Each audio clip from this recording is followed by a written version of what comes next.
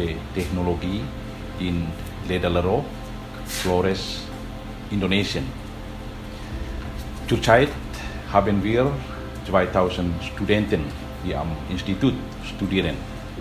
Vorher hatten wir Schwierigkeiten, Zugang zu einer guten Bibliothek zu haben. Seit 2 Monaten dürfen wir eine digitale Bibliothek mit dem Namen Database ProQuest abonnieren. Das können wir uns nur leisten, weil die Missionsprokur in St. Augustin, Deutschland, uns finanziert.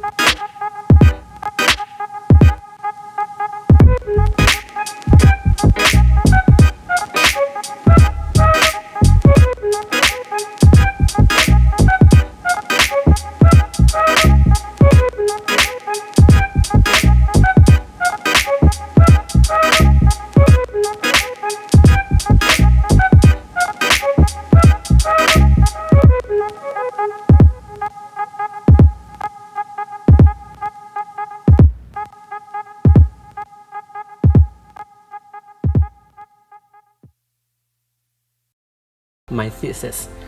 Therefore, sometimes I require related references, literatures, and quality journals for strengthening and extending my research. Since the access to international journals is never be easy, I found it difficult to enrich my academic writing with latest and highly qualified references. Most of journal sites are not available free of charge. Besides the limitations of access, some journal sites don't provide vast and diverse topics and issues, especially to issues I've been working on. But with Procast, everything has changed. As a leading international journal site, Procast offers me with limitless experience as it provides journals in various fields of science. Procast meets my expectation as a means to provide supporting materials as much as possible for my research. With it, I got many additional benefits in the form of accurate information, quality content, and access to the latest research. By simply inserting the keywords, I could explore thousands of articles and journals related with topic I want. The search engine enables me to browse and download all the free sources packaged according to certain categories. Working on my academic writing couldn't be more convenient and easier with Procast. I firmly recommend Procast for every student, professional, and researchers in various fields of science. So, what are you waiting for?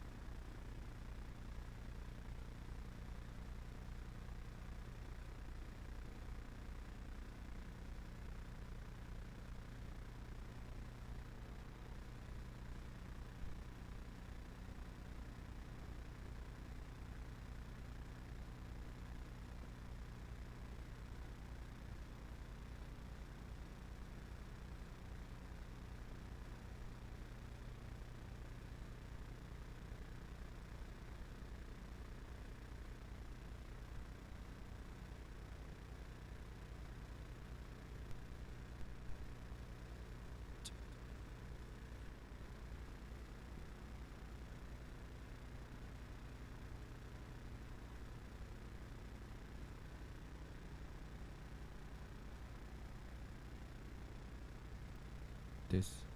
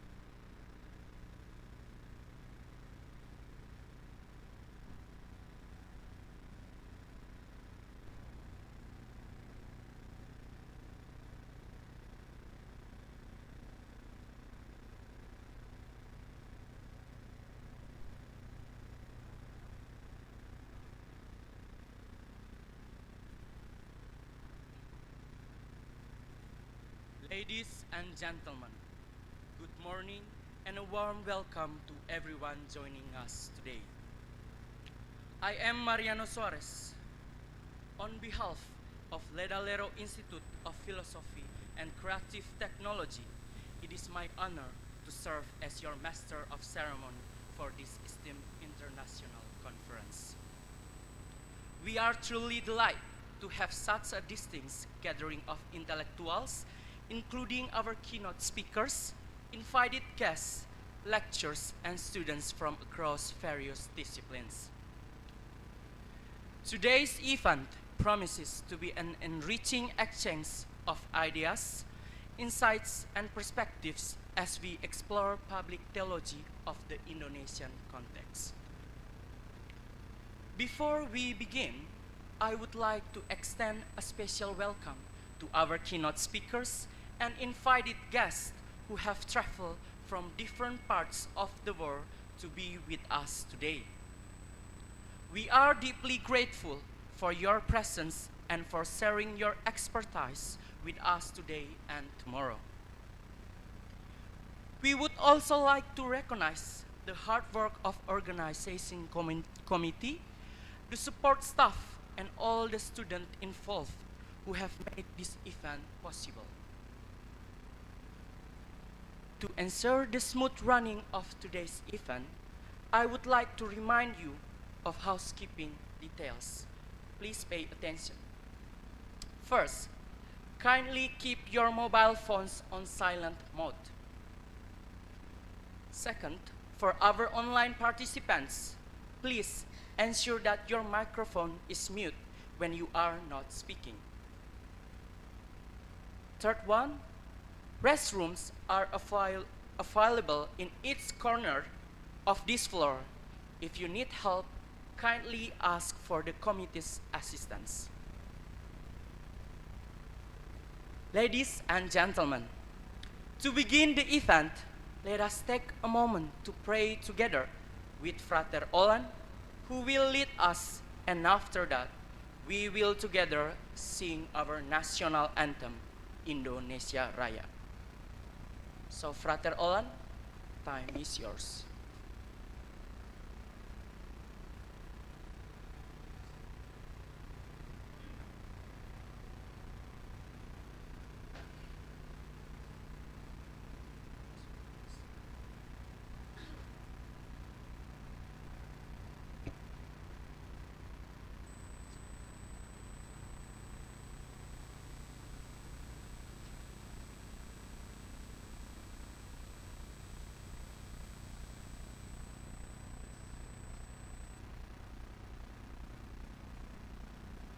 Let us pray. In the name of the Father, and of the Son, and of the Holy Spirit. Amen. O God, Heavenly Father, Eternal Son, and the Holy Spirit, we praise you, greatness, and celebrate your goodness for all your mercy that dawn upon us. We thank you because to this very day have guided us as a wise and kind Father. We also thank you for watching over us through the past night and for giving us the gift of this new day. Most Blessed Trinity, we realize that we often fail in sins. We beg you to always forgive our trespasses as we forgive those who trespass against in our daily life. We believe you command to us to live free from sins, and we will strive for the perfection which you expect to us. Most Holy Trinity, today we will begin our international conference. We beg you to always bless us through the love with which you have given to us by your beloved Son. Bless all our activities today, fill us with your Spirit, and cleanse all thoughts of our hearts by pouring forth of your Holy Spirit, so that we may convey the truth and proclaim your love to all people. We ask this through your beloved Son, now and forever. In the name of the Father, and of the Son, and of the Holy Spirit. Amen.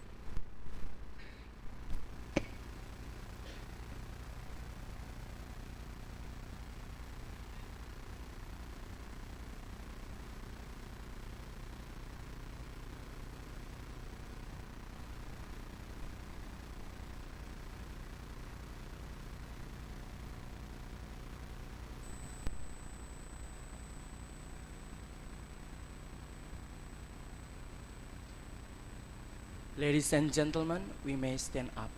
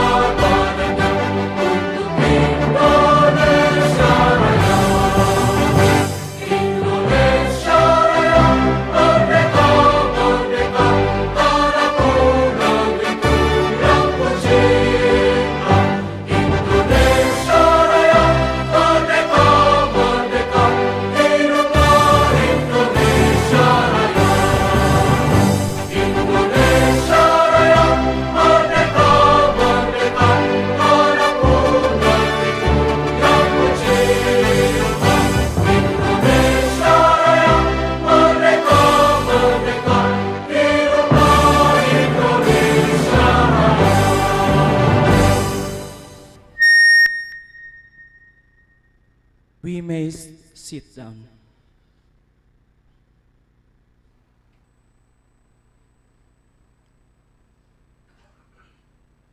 Ladies and gentlemen, it is now our great pleasure to introduce our rector, Pater Otto Gusti, who will deliver the welcoming remarks for this event.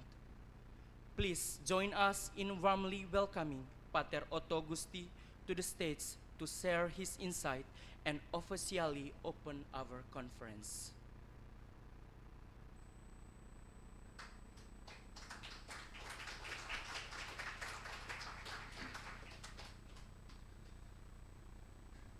Good morning, everyone. I hope you slept very well after enjoying the local wine yesterday. Yeah. Distinguished keynote speakers, Professor Stephan van Erp, Professor Armada, Professor Joel, and Dr. Paul Budi Kleden, Father Provincial of the Society of Divine Word of the Ende Province, he's joining us online, Chairperson of the St. Paul School Foundation of Ende, Rectors of the universities in Maumere, speakers of the panel discussion, Father Rector of the Major Seminary of Ledalero, Precess of the Major Seminary of Rita Piret, and all rectors of the religious houses, lecturers and colleagues, students and all Civitas Academica of Ledalero Institute of Philosophy and Creative Technology, participants of the International Conference. On behalf of the Civitas Academica of the Ledalero Institute of Philosophy and Creative Technology, I would like to cordially welcome you all to this international conference on public theology in the Indonesian context. A special and warm welcome is addressed to our keynote speakers, Professor Stephan van Erp, Professor Armada, Professor Joel, and Dr. Paul Budi Kleden, who graciously accepted our invitation to deliver the keynote addresses in this international conference. Thank you for coming. We are very delighted to have you at this conference. I would also like to extend a special welcome to all speakers of the panel discussions who come from diverse universities and schools of philosophy and theology. I hope you will enjoy your stay in Maumere. I would like to give a brief information about our institute, our institution. The Ledalero Institute of Philosophy and Creative Technology is a continuation and integral part of the St. Paul Major Seminary of Ledalero. The School of Philosophy and Theology was founded in 1932 in Mataloco, West Flores. In 1937, it was moved to Ledalero. On 6th of June 2022, the Ledalero Catholic School of Philosophy officially transitioned to become the Ledalero Institute of Philosophy and Creative Technology. IFTK Ledalero now offers 6 study programs: philosophy, education for religious teachers, a postgraduate program in theology, entrepreneurship, visual communication design, and information system. The number of IFTK Ledalero students for the odd semester of 2024-2025 is 2,200. These students come from 15 religious congregations and 1 lay students association. Furthermore, from the economic point of view, the existence of IFTK Ledalero brings significant advantages to this region because we are employing 72 lecturers and 27 educational staff. Since it opened, this Catholic Institute has produced 6,068 alumni. Among these, there have been 22 bishops, 1,925 priests, and 4,143 laymen and women. Of the priests, there are now 635 working overseas as foreign missionaries in different parts of the world. I would like to say something to this event, to this international conference. Firstly, few days ago, there were some students and lecturers of our institute who demonstrated in front of the court building, local court building in Maumere, in order to fight for the rights of the human trafficking victims. The question is, did they do that based on their Christian faith? Secondly, this region, the province of Nusa Tenggara Timur, where we are living now, is one of the corrupt regions in Indonesia. And the majority of this province, the majority of the people living in this province are Catholics and Christians. The question is, why doesn't this Christian faith have impact on their social attitude? I hope that in these 2 days we try to address or to tackle these questions in our discourse on public theology in the Indonesian context. I would like to thank all who made this international conference possible, with special recognition to Father Publius M. Buru and Father Bernard Hayong, who as the heads of the conference committee have organized this prestigious academic event. I would like to ask Father Publius and Bernard to stand up, because I think many of you don't know them. Yeah, okay. Thank you very much. I would like to express my gratitude as well to the Indonesian Ministry of Religious Affairs, the Divine Word Mission Office in St. Gabriel, Austria, and all benefactors who have been financing this conference. Thank you to the speakers, chairs, attendees, staff, and volunteers whose dedication will ensure the success of this conference. And I wish you all an enjoyable and fruitful conference filled with insightful academic discourse. And I hereby officially open this conference.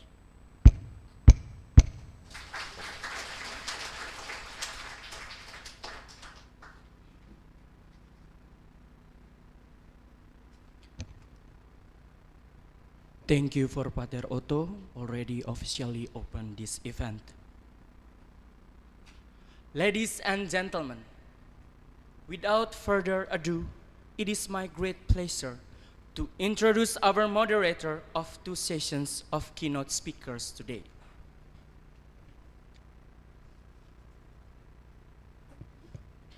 Dr. Willy Baldus Gaut earned his bachelor's degree in philosophy in 2009 and a master's degree in contextual theology in 2050 from STFK, now we call IFTK Ledalero, Maumere, Indonesia. He just completed his PhD in systematic theology at the Faculty of Theology and Religious Studies, KU Leuven, Belgium, and is now working as a researcher and lecturer at IFTK Ledalero. He has published book chapters and articles in international journals, including Concilium, the International Journal of Asian Christianity, and Leuven Studies. His research interests encompass political theology, the Eucharist, ecclesiology, and theology and globalization. Now let us welcome Dr. Willy Gaut to come in front of this event. Time is yours. Let us give a big applause for him.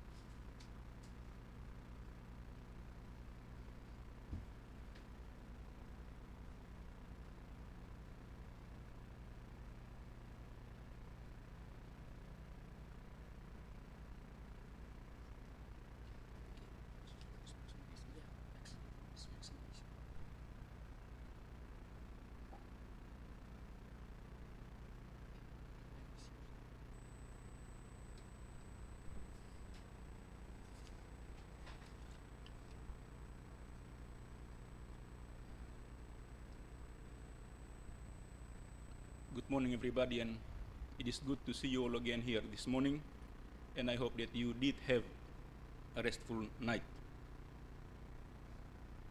I will chair 2 plenary sessions today, and now I just would like to introduce our first speaker, Professor Stephan van Erp. Professor Stephan van Erp is a professor of fundamental theology and the holder of Ladies of Bethany Chair, and the former coordinator of the research unit of systematic theology and the study of religions at the Faculty of Theology and Religious Studies, KU Leuven, Belgium. At the same institution, he is also the coordinator of the research group of fundamental theology and political theology, of which I am a former member, and director of the Interfaculty Center for Catholic Thought. Currently, he is also a professorial fellow at the Institute for Religious and Critical Inquiry at the Australian Catholic University, director of KUL and ADMU Research Center for Catholic Theology and Social Justice at Ateneo de Manila University, and a member of the Graduate Center for Theological Studies of the Toronto School of Theology. He studied theology at the Theological Faculty of Tilburg University, at the University of Oxford, and philosophy at the Catholic University of Nijmegen. His doctoral dissertation was entitled The Art of Theology, Hans Urs von Balthasar's Theological Aesthetics and the Foundations of Faith. Before moving to Leuven, I think in 2015. You moved to Leuven? Yeah. So before moving to Leuven, he taught fundamental theology, dogmatic theology, and ethics at the universities of Tilburg, Nijmegen, and Groningen. He has published extensively in the fields related to his research interests, which include philosophical and fundamental theology, in particular, the relationship between faith and reason, and between metaphysics and theology, the connection between Christian doctrine and political theology, in particular, the challenges of global Catholicism for the content of faith and theology. His specific expertise concerns 20th and 21st Catholic systematic theology, especially the theologies of Eduard Schelebix and Hans Urs von Balthasar. And currently he's working on research projects on the biography of Eduard Schelebix and a template and project on metaphysics, contemplation, and religious life. Stephan van Erp is an editor of Concilium, International Journal for Theology, editor-in-chief of Brill Research Perspectives in Theology, editor-in-chief of Leuven monographs in Theology and Religious Studies, series editor of T&T Clark Studies in Edward Skillebeeckx, and of Studies in Philosophical Theology, published by Peters. And I think perhaps I can say it loudly as well that Professor Stephan van Erp was my doctoral supervisor back in KU Leuven. And today, for the first plenary session of this morning, we will be presenting a paper entitled Living with Hidden God, the Sacramentality of Public Life. Hidup bersama Allah yang tersembunyi, sakramentalitas hidup publik. So, Professor van Erp, the floor is yours.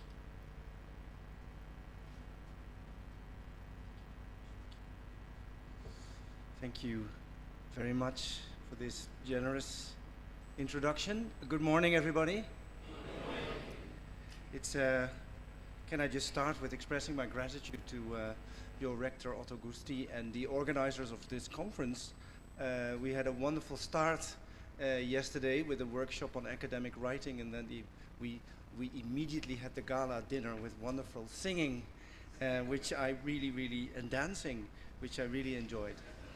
And the food was amazing, and so that's this is a big promise. I'm very happy to be here, and also very happy to see you all here. I will talk this morning about public theology, and I will give you a short introduction to that field, and then I'll tell you something about my own position in the field of public theology. But not after I would also like to thank Willy Gaut for introducing me so generously. You see, I think it's one of the greatest honors for a professor to see a student of yours flourishing, and I'm so happy to be here with him, and I think you are very lucky to have him here as a teacher, so it's a wonderful. My lecture is called Living with the Hidden God, the Sacramentality of Public Life. So I'll talk about sacraments and the sacramental. And maybe you can see in the title that I've been playing with the word public, because if we hear the word public, we think of something that is transparent, something that is out there, the world that we live in. But I think as theologians, we should also pay attention to the hiddenness of God. So in public, in the public realm, the public sphere, we live with the hidden God. And so I'll tell you something this morning about what I think that should look like. You've all hopefully have received, I'm not quite sure, the translation of my lecture. And so hopefully that helps, but I'll speak English and I'll try to be as clear as possible. I should also apologize for not talking about your Indonesian context. This is my very first visit to Indonesia, and it would be terribly arrogant of me if I would be talking about your context, of which I know nothing, but I'm learning, and I'm very happy to learn more. So I'm looking forward to meeting you all in the coming days and learn from you. So thank you very much. This is the lecture. The public sphere is quite a recent discovery of theology. It has opened a field of studies on topics such as the relationship between church and state, between religion and democracy, between religious universality and pluralism, and between divine sovereignty and human autonomy. Public theology has become the study of the publicness of religion and of the visibility of religion in a diversifying world. It has been developed within the field of theological ethics, mainly, and discusses the significance of church and theology for public issues. I'll go to the next slide when I think it's necessary. But thank you. So it's a field in theological ethics. Now, the concept of the public in Western theology serves to understand the implications of the church playing a new, more marginal role in Western society. So that might be quite a different context than here on the Isle of Flores.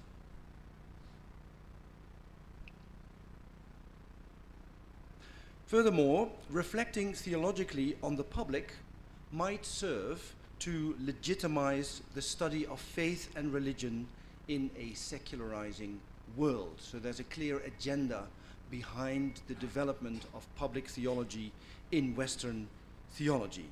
So, does the secularity of public life confront theology with new challenges, or is public life the last straw for theology in a secular environment? Are we holding fast to something that is really not there anymore? Today in Belgium, just a few hours ago, the Pope arrived, and I think that situation is quite different from his visit to Indonesia a few weeks ago, because Indonesia is a country where there's religious pluralism, and the religions are thriving and very present. And that's not the context that I live in, where religions, although there is some religious pluralism, but religions are disappearing. So it's a whole different situation for theology, and that has consequences for the field of public theology. So what would theology's task be when faced with the new challenges of a globalizing world and its changing public sphere? And which aspects of public life are suitable for or in need of theological reflection?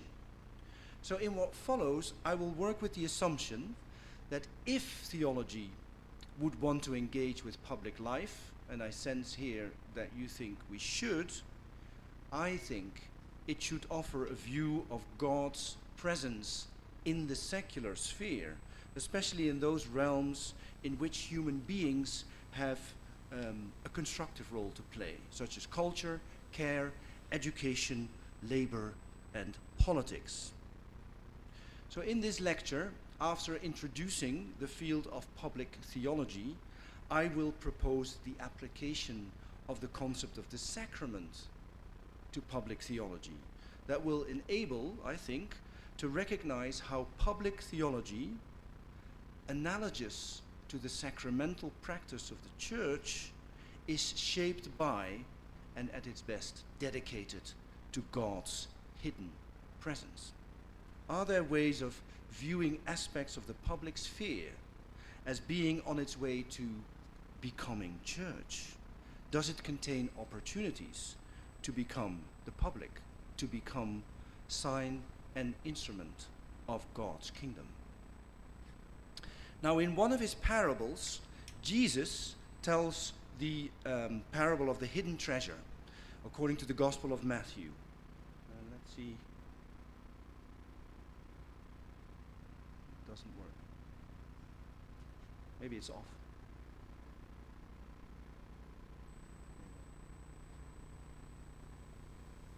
Oh, there you are. Thank you. What did I do wrong?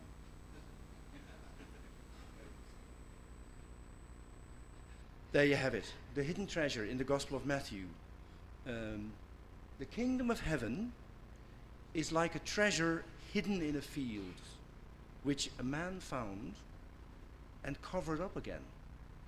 And then in his joy, he goes and sells all that he has and buys that field. So in my lecture, I will argue that discovering God's reign in the public, respecting its hiddenness, and then making the place where God is hiddenly present one's own, that this is what the gospel tells us about God's relation to the world we inhabit and our role in it. Jesus' message that the time is fulfilled and the kingdom is at hand expresses both something that is supposed to be already present in the secular, which a man found, and an active and perhaps surprising engagement with political consequences. The treasure found is buried again. All possessions are sold, and the whole world becomes a field in which that treasure is hidden, and where everything ultimately happens in order that the scriptures might be fulfilled. So this image from the Gospel of Matthew of the hidden, the found, and the reburied treasure in a field, this will be my guiding schema, my guiding principle for proposing a sacramental approach to a theology of public life in a secularizing context. So I'll be talking about my context.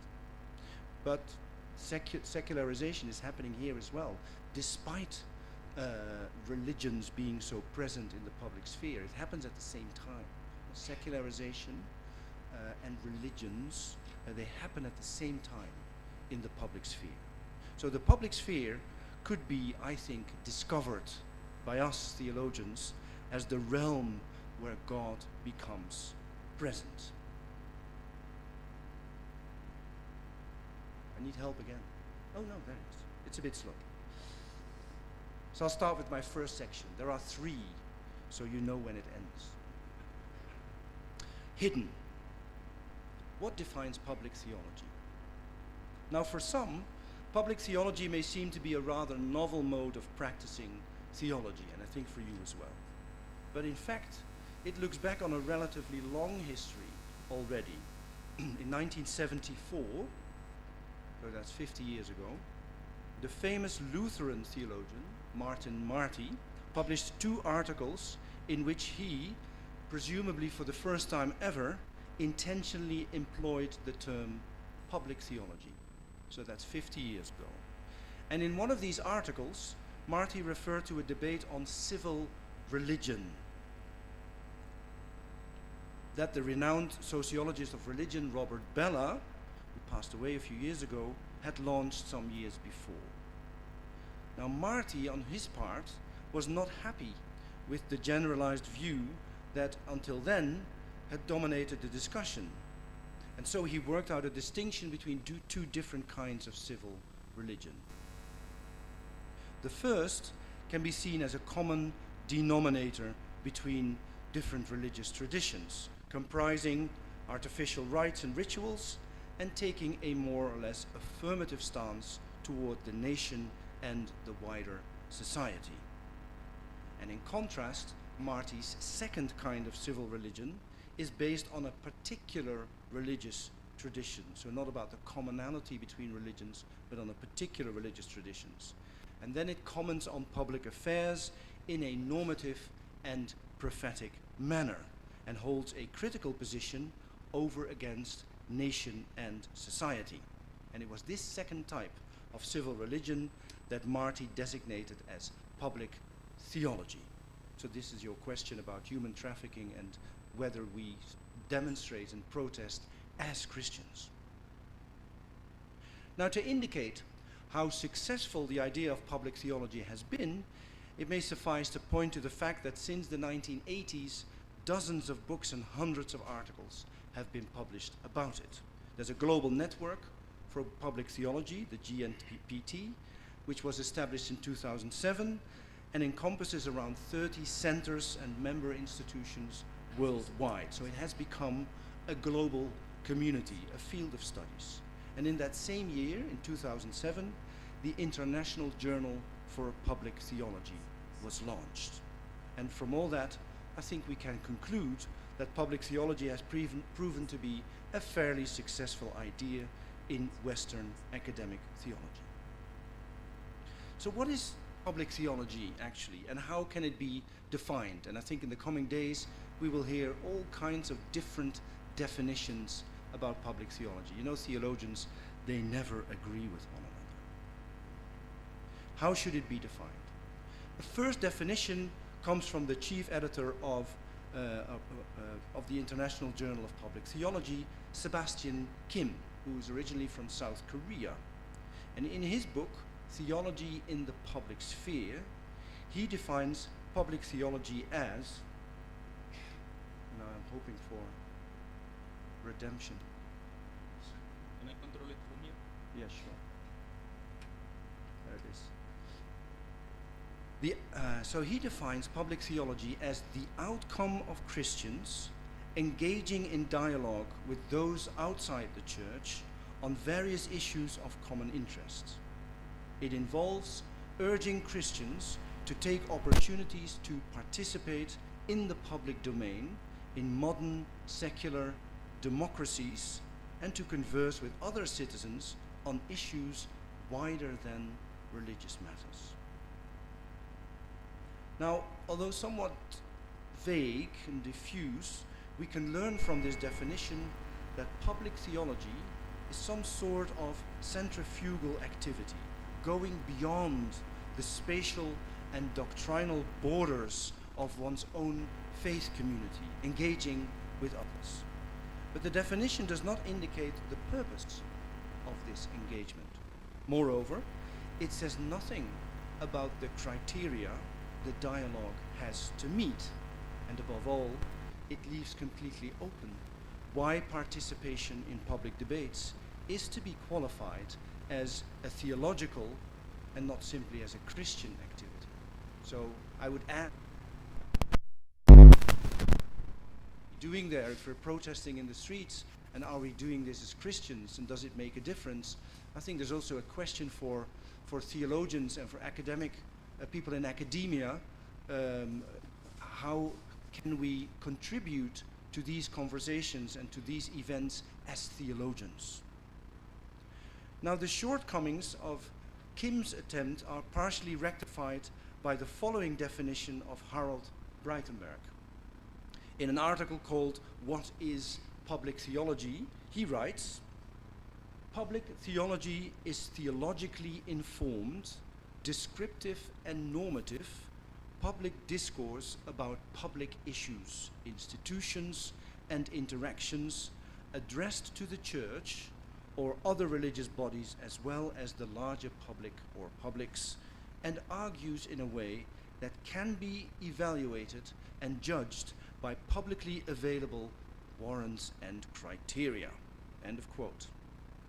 Now, contrary to Kim, Sebastian Kim, who favors public theology as a form of dialogue, Breitenberg, on the one hand, makes sufficiently clear that the Christian engagement with public issues has to be theologically informed. That is, it must be justified by theological reasons. On the other hand, however, he also claims that the arguments being put forward should be accessible to all, as the audience is not exclusively, and perhaps not even primarily, a religious one in my context. Furthermore, he maintains that the discourse aims at a normative purpose. That is, it seeks to improve, not just describe, but improve public institutions and interactions. So his definition, Breitenberg, raises certain questions, I think.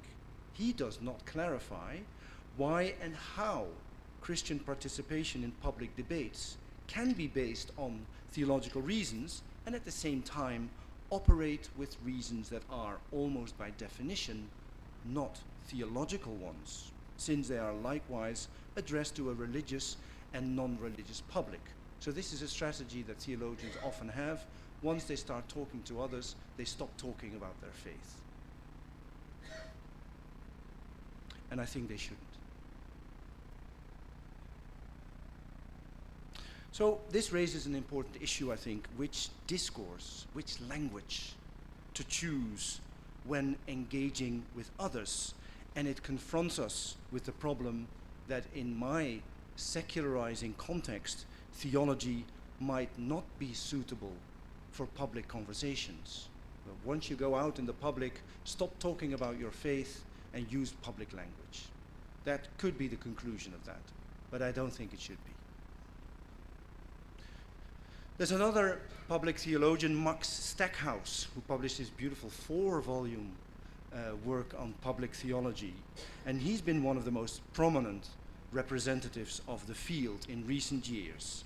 And he maintains that public theology, here you have the quote, public theology seeks to identify those genuinely universal dimensions of divine reality and of human existence that are indispensable aspects of theology, there you have the field, and that are often just below the surface of the present, shaping global developments. Moreover, public theology will seek to ethically guide, repair, or resist those developments that have proven to be deceptive, unjust, or misdirected. So there's a normative agenda in public theology according to Max Stackhouse. So in his view, that's end of quote. In his view, theology is based on certain assumptions which likewise can be identified as effective, although usually unknown causes of a social dynamic. Public theology then has to explicate, draw out these assumptions, and wherever necessary, to criticize their social consequences. Stackhouse model tries to bridge the gap between theological and non-theological statements by presupposing that both classes of arguments refer to the same social reality. So his approach, I think, seems to enable a substantive theological contribution to public discourse. His theological point of departure, however, equals an absolute 0 point without any context. It seems as if he starts his theological enterprise on his side of the social reality and then enters into the public domain to clarify and enhance its underlying dynamic, and I might be guilty of the same thing.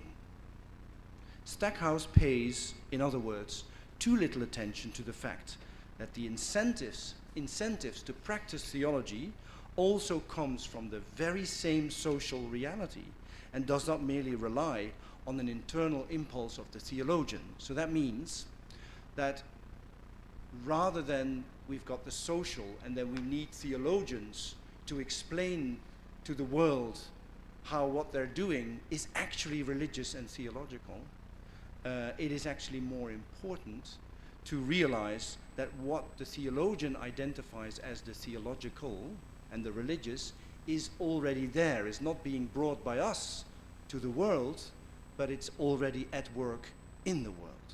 That's the point I'm trying to make. Now, this shortcoming can possibly be countered by a definition from someone who's called William Storar, and he writes, Storar says, I understand public theology to be a collaborative exercise in theological reflection on public issues, which is prompted by disruptive social experiences that call for our thoughtful and faithful response. That's human trafficking, and we are terrified by it, and we respond to it, and we protest. So this definition makes sufficiently clear that the beginning of any public theological undertaking is not a neutral and unaffected point of decision, but the incisive experience of suffering and injustice. Now, in a secular culture, it may seem largely superfluous to invest a considerable amount of time and energy in the development and the practicing of a theology that claims to be public. So some people, in my context, say, why should we be out there? We're a small community, we're doing our own thing. Let's stick together and hide in the church behind the altar and let the world be the world. And I don't think that's a good strategy either. Has the voice of theology not always been audible in the public arena? And have theologians not always commented on issues of common interest? Can theology, therefore, not always be qualified as to be specifically public theology? Isn't it always something about and in the public? Now, this might well be the case, But it is also true that at approximately the same time that public theology gradually began to take shape, other theological projects were also launched. In the aftermath of Alasdair MacIntyre's epoch-making publication After Virtue, and the moral theologians here in the room, they know what that book is about, some theologians began to mistrust public debates in general because they saw hardly more in them than a clash of irrational, fragmented, and incommensurable ethical positions. They simply disagreed with what was happening in the world, and then they said, that's something else. It's nihilism, we shouldn't engage with it.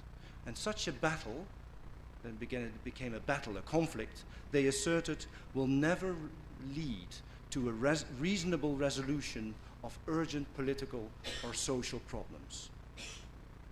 This skeptical position, which I think is now quite dominant and influential in certain corners of Anglo-American theology, this fosters the suspicion that mainstream liberalism is determined to exclude all theological contributions from the public debate. And it's a concern that is not necessarily all wrong.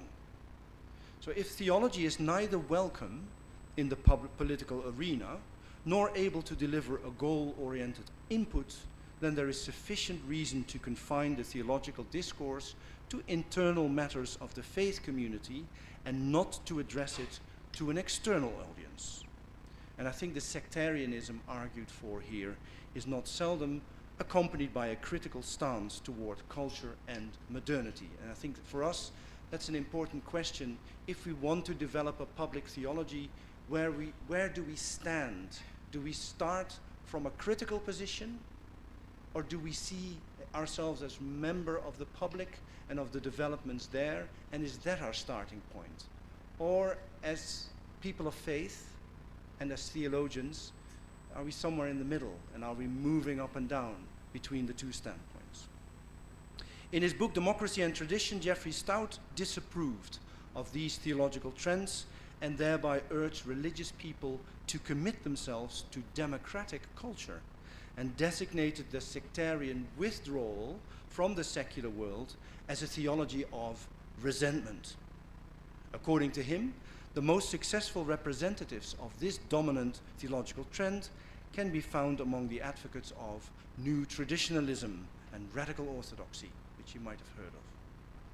Now, Stout's observations are exemplary for the notion that schools of resentment have dominated the theological discourse during the last decades, as is his hope that a way is paved for a future theological engagement with democracy and all kinds of other societal issues. Not surprisingly, public theologians tend to agree with Stout's findings on this point. Stackhouse, for example, he complains about neo-sectarians' reassertions of particularist communal convictions, some of which claim to represent a radical orthodoxy that seeks to delegitimate modern culture, philosophy, and social theory. And I think that is a trend that, I'm a Roman Catholic, that you also see in the Roman Catholic Church. You see that kind of camps and polarization at the moment. Until now, which is not a good thing. That's not how we get to the kingdom of heaven. We might disagree, but we shouldn't clash in that way, and we shouldn't isolate ourselves from people who think differently. Until now, public theology has tried to find a way in between a so-called sectarian withdrawal from the public domain and a corresponding attitude of resentment on the one hand, and an adaptation to the wider culture and a translation of faith into a common public language on the other. So we've got two very different ways of doing public theology. One enters the public and tries to engage with it by means of a common public language, and the other way is just withdrawing from it, and which comes down to, in the end, not doing public theology at all. Now, I would like to propose that a public theology in search of a theological locus would actually profit from a retrieval of the sacramental vision that characterized certain branches in Catholic theology of the 20th century. And I would like to offer a theological view of the relationship between church and world that defies the above-mentioned sectarianism on the one hand, radical traditionalism and conservatism, and an adaptation or radical liberalism on the other hand. I think we should try to position ourselves somewhere in the middle. Now, the way I will do that for you is to present something of Edward Schillebeeck's theology. Schillebeeck's a Dominican and a Flemish theologian who's very dear to me. I think he said something about the sacraments and the sacramental that we can use to develop a public theology. I will hope to show that how his idea of a metaphysics of presence, of divine presence, could be regarded a starting point for contemporary public theology. And after that, I will suggest ways of how contemporary and secular public life could actually participate in that sacramental ontology. Next.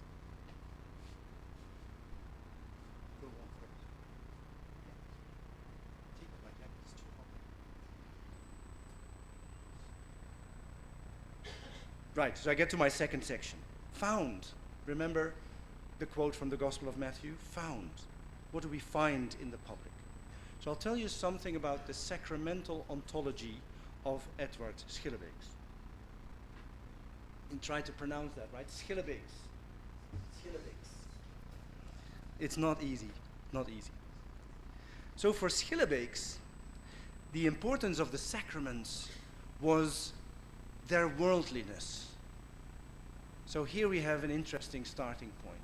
Sacraments are not special events that happen outside the world. It's the worldliness of the sacrament that was important for him. So what did he mean by that?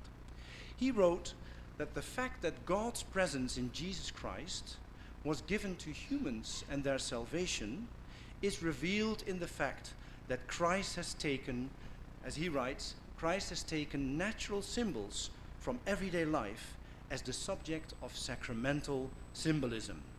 Sharing bread and wine in the Eucharist becomes what Schillebeeck's calls an external, eloquent, tangible expression of God's goodness and redemptive love. And then, yeah.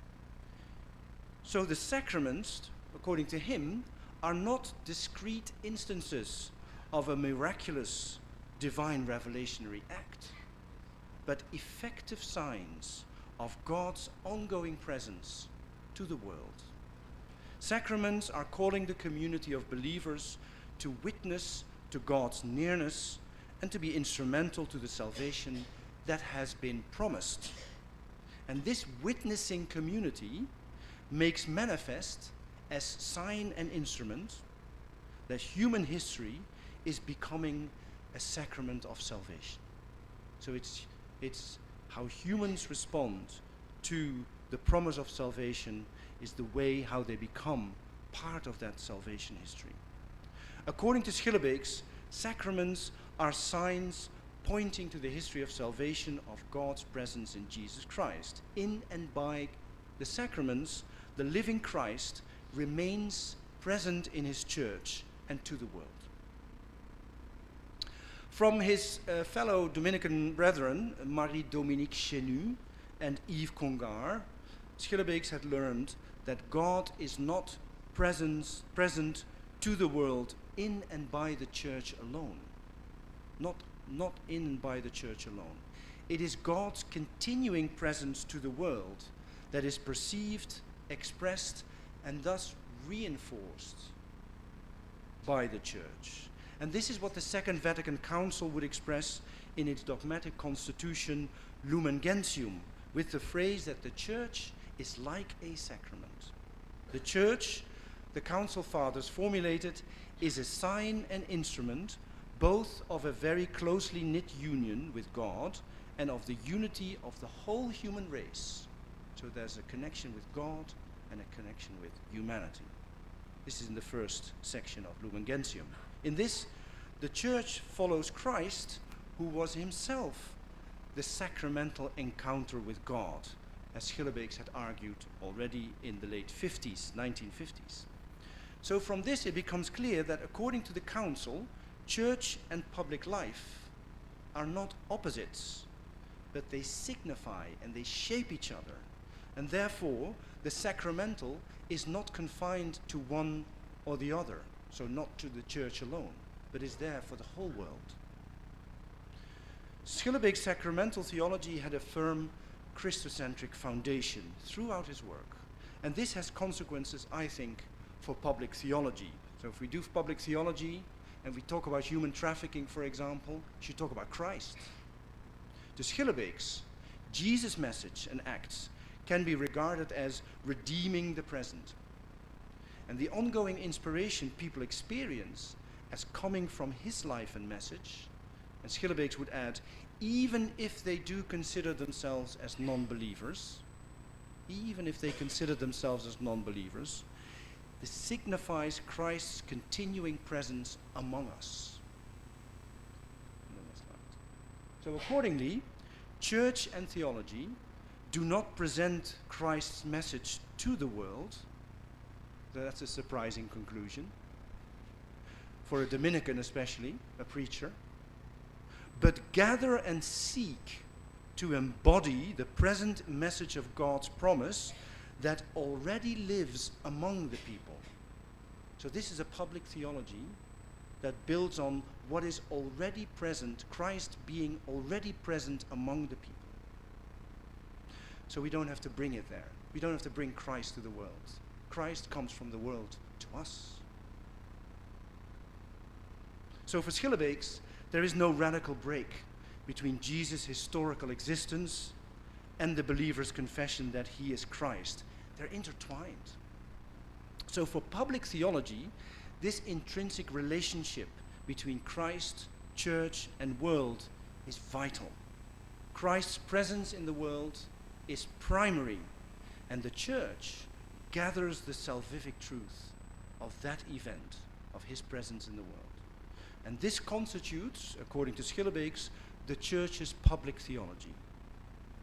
Now, it could be argued that Schillebeeck's does not do full justice to the active work of the church as the embodiment of the newness that the risen Christ has revealed, because he located Christ's continuing presence in the world as a whole. Or, so no particular role for the church there, some might say. Or, one could criticize him for not fully taking our secular situation seriously, by not acknowledging that in the present situation, church and world have separated in accepting and following Christ as the living one. And in a secularizing context, that has happened too.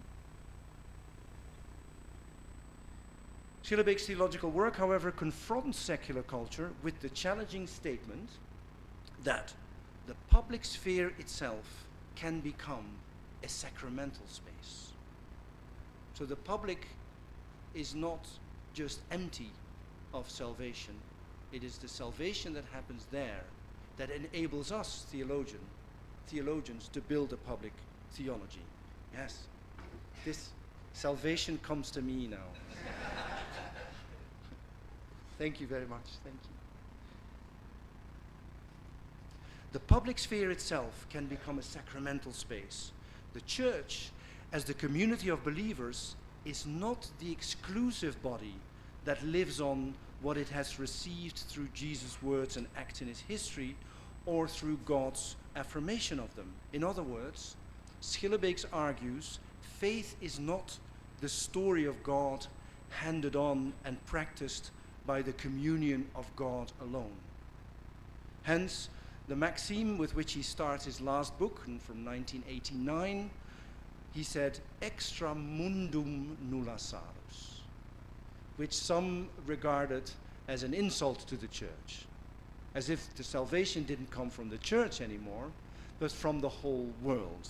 And then he responded to that criticism by saying, but people just see mundum and they don't see the word salus, and salus comes from God, and so I'm referring to God and not just to the world. So to theologically retrieve this ongoing and renewing presence of the living Christ in the world, this has been the core of Schillebeeck's theological agenda, and I've learned a lot from it. In 1983, in his valedictory speech, so when he retired, he introduced the idea of what he called a proportional, it's getting a little bit complex now, but since you're all students of theology, you'd like to think about complex issues. He introduced the idea of what he called a proportional identity between Jesus and the message present in our political situation. So, for example, the demonstration against human trafficking, that's the situation, right? And then Schillebeeck saw a relation there between the gospel and Christ's presence on the one hand and the situation. So that was reason to build his public theology. And I think this could serve as a new model for contemporary public theology. This is how I would do it. So the message people embody by following Christ should relate to their situation in the same way as Jesus' message and acts were related to his situation. So this is key to Schillebeeck's theological hermeneutics. And Willy, there's another slide. Loyalty to Jesus' message is not preaching the same message. We're not preaching the same message as Jesus, but we're participating and intervening in the contemporary context in the same way as Jesus participated and intervened in his context. But we shouldn't just copy him and repeat him. We should follow him by responding in a similar way as he did to his situation. So this is not just a contextual theology. This idea of that proportional relation introduces the current social cultural context, either religious or secular, or both, into the very core of revelation itself. And I think that's a key point that I would like to make today. And then the next slide. So it is not a revelation in the past that needs to be interpreted, reinterpreted, or correlated time and again in order to have some meaning for the present. We don't always have to do that kind of translating. The revelatory aspect of Jesus Christ's life, death, and resurrection continually needs to be discovered within, not just rediscovered, but discovered. Where does Christ resurrect over and over again among us? It needs to be discovered within contemporary public life. And that discovery needs response and embodiment, witness, a communal responsibility to become sign and instrument of that which can be found in the present. There I'm referring back to the gospel again. The church, however, I love the church, is not solely the guarantee or the embodiment of the presence of God in history. The church is also called to bear witness to the fact that Christ is the light of nations, as the opening paragraph of Lumen Gentium phrases it. Thus, the church is like a sacrament. It does not own this sacramentality, but it receives it from the world. The church is made a sacrament by the faithful, enduring and ever-coming presence of the triune God. And then, sacraments, therefore, are not making visible to the world what should be and how it should be different. We can't use our sacraments as an instrument to say to people, look, you should behave differently. But sacraments are revealing, they're revealing what the world truly is and what our lives as human beings truly are, and how we therefore can and should act. We should follow up on it, we should embody it. Just as Jesus Christ was not divine because he was less human, but he was divine because he was truly human. Bread is not the body of Christ by being less breadly, but by becoming truly and fully bread, life-giving food that creates community. So this, I think, sets a whole new Catholic agenda, not simply for future reflections on the sacraments, but for a new and emerging field like public theology. Its ultimate goal is not to mediate the gospel of the past to a godless, secularizing contemporary world, but to show how this contemporary world itself is the space for encountering the nearness of God's reign and of the gospel. So in the wake of Schillebeeckx, theology's task then is to show how public life is sacramental and how it is sign and instrument of the presence of God. That's how I would do it. As Vatican II stressed in the Pastoral Constitution on the Church in the Modern World, Gaudium et Spes, the people of God believes that it is led by the Lord's Spirit who fills the earth.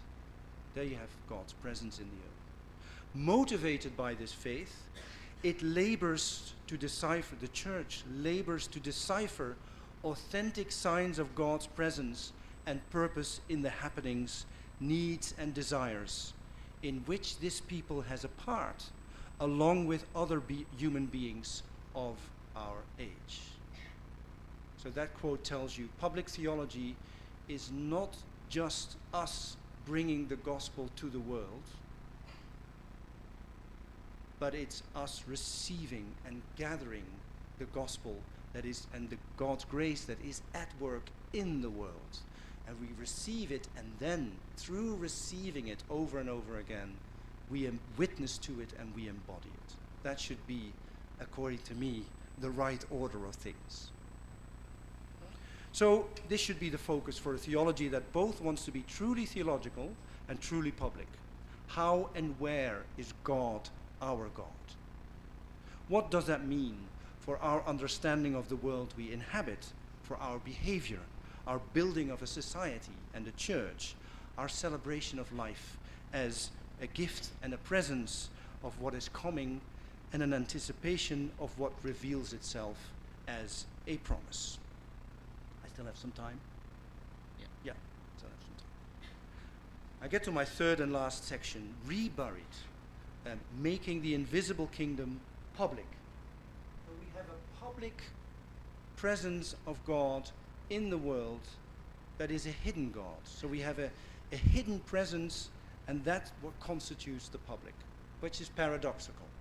Hiddenness constitutes what is transparent and democratic and out there.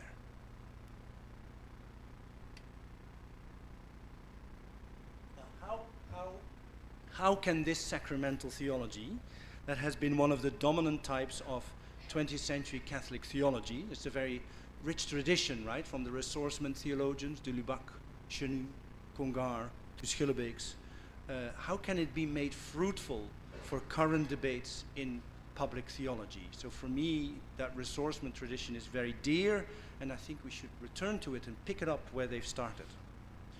Would it entail understanding public life as emerging from God's sacramental presence, or that it in itself could be viewed as a sacramental expression of that presence? Now, if so, how exactly could it be viewed as a sacramental act itself and not fall into the same trap as some, I think, contextual and social approaches do when they are confusing visible practices with the invisibility of God's grace, or bracketing the invisible God altogether, because it cannot be, for example, empirically measured. We've been talking about empirical theology this morning. Now, so a sacramental response to secular culture could avoid this by stressing the relationship between the sacred and the secular as something that needs to be reenacted, it needs to be performed, it needs to be witnessed. In order to make visible, there you've got your sacramentality, in order to make visible what cannot be made visible. For this, it could be useful to refer to the original meaning of sacrament, which involves swearing an oath. And now I'm going to refer to ancient times, to Cicero, the Roman politician and lawyer. And he wrote that, this is Cicero, not a Christian, in taking the oath, it is our duty to consider not what one may have to fear in case of violation, but wherein its obligation lies. An oath is an assurance backed by religious sanctity and a solemn promise given as before God as one's witness is to be sacredly kept. For the question no longer concerns the wrath of the gods, for there is no such thing, Cicero said, but the obligations of justice and good faith. End of quote. So according to him, the oath assures the truthfulness of language by which it assures its own efficacy. By saying the oath, you promise to behave in a certain manner. And it is this truthfulness that determines the resemblance of the oath with faith, with our Catholic faith. Faith is the high esteem in which someone is held as a consequence of our having confidently given ourselves over to him, binding ourselves in a relationship of loyalty. Faith has to do with trust and loyalty. So as such, the oath in a secular context was and still is the performance of an important function in, for example, international public law, in the relationship between citizens and cities. The weaker city could capitulate, submitting itself to the faith of the enemy, obligating the stronger city in some sense to a more benevolent form of control. Cities and peoples who mutually bound themselves exchanged solemn oaths to sanction this relationship. So there's something like an oath at work in our public life. There is already a certain trust that we perform as citizens in, for example, modern democracy. So this raises the question for the intrinsic relationship between faith and public life and the distinction between the two. We should also make distinctions. Which aspects of public life are constituted and protected by the oath and hence by mutual trust, by faith? To maintain a precarious balance between trust and law, or faith and politics, this is me, not Cicero, to maintain a precarious balance between trust and law, or faith and politics, the balance itself needs confirmation and performance. We need to embody it, which indicates a connection between oath and dedication or devotion. And it is this devotional aspect that leads to calling the oath a sacrament, a testimony that is brought into action by public speech. So we can look at public life and the trust that we build among each others as citizens within the public as a form of devotion. Because there's an even if we don't promise to be devout citizens, there is an implicit oath at work in us being citizens of democracies, for example. Now, according to the French Jesuit philosopher Michel de Certeau, which is a favorite of Pope Francis, this intrinsic relation of faith and public life, performed by the sacrament, became a political instrument of identity. And I think he builds on the work of Henri de Lubac. Despite the prohibition in Matthew 5:34, the oath was approved of and codified by the Church, which made the oath an essential part of its own legal, juridical order and Christian practice. And as such, it became an institutionalizing tool.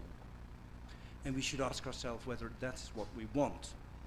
And in the Mystic Fable, which is his main work, de Certeau describes this development of how the sacrament became tied to the altar by referring to the Fourth Lateran Council in 1215, which declared that sacramental practice is the instrument of a campaign to free Christians from the grip of the first large popular heresies, autonomous communal movements, and growing secular power. So here you find the Church defining the sacraments as instruments over against the public powers. So this way the Eucharist became a locus where the Church could exercise its control over the sacred. And de Lubac, Henri de Lubac, the Jesuit, said this shouldn't have happened. Now, this development signifies quite a radical change from the original meaning of sacrament as oath. It is a change from the sacrament as the power to create and maintain a healthy social body to the right of the Church to dispense the medicine of the Eucharist. So the Eucharist should not be instrumentalized as a cure. The authority of the oath, based on faith and trust, according to the Certeau, becomes an instrument of control. And I think that's not how we should think about sacraments. So that's not how we build a sacramental public theology, by knowing it better and try to control the powers outside, with the consequence of creating a sharp division between church and public life. That would be the end of public theology. The sacrament thus has merely become the visible sign of a visible institution, the sacrament of the Church, instead of also being the utterance and a gesture of an invisible promise that maintains a bond of trust between the sacred and the secular, something that already lives among us, and then is made visible by us. So, but the way it was done, it has become susceptible, according to the Lubac and the Certeau, to manipulation, and in some cases an instrument for serving absolute political rule. So it can go the wrong way. Modern political theology has developed a strong criticism of the confusion of divine and human sovereignty and the displacement of the corpus mysticum. Schillebeeck's sacramental theology and his criticism of the ecclesial confinement of the sacrament could be viewed as such a criticism. And then there's a slide. Secular culture, this is me, secular culture should not conclude from these critical developments in public and political theology that the next step to be made is a more modest public role for faith or the Church. So this is not what I'm trying to argue for here, a more modest role for the Church. On the contrary. Instead, in the wake of the sacramental theology developed in the 20th century, supplemented with a theology of the oath, which is what sacrament in the end means, theology could offer secularizing culture the view of God's becoming presence in public life, an ongoing relationship confirmed and maintained by a politics of trust, a sacramental performance that lives from God's presence, already present in public life. To retrace this original, intrinsic connection between trust and devotion in the oath, the sacrament of public life, secular life should become, and that's the task, I think, of public theologians, secular life should be seen as, reflected on, a sign of the invisibility it lives from towards. We should recognize God's hidden presence in the world. If theology searches, and that's the task of our conference these days, if theology searches for the understanding of faith, I think this hiddenness of God's salvific presence should be the starting point, according to me, for living with God in a secularizing world and its public spheres. Thank you very much.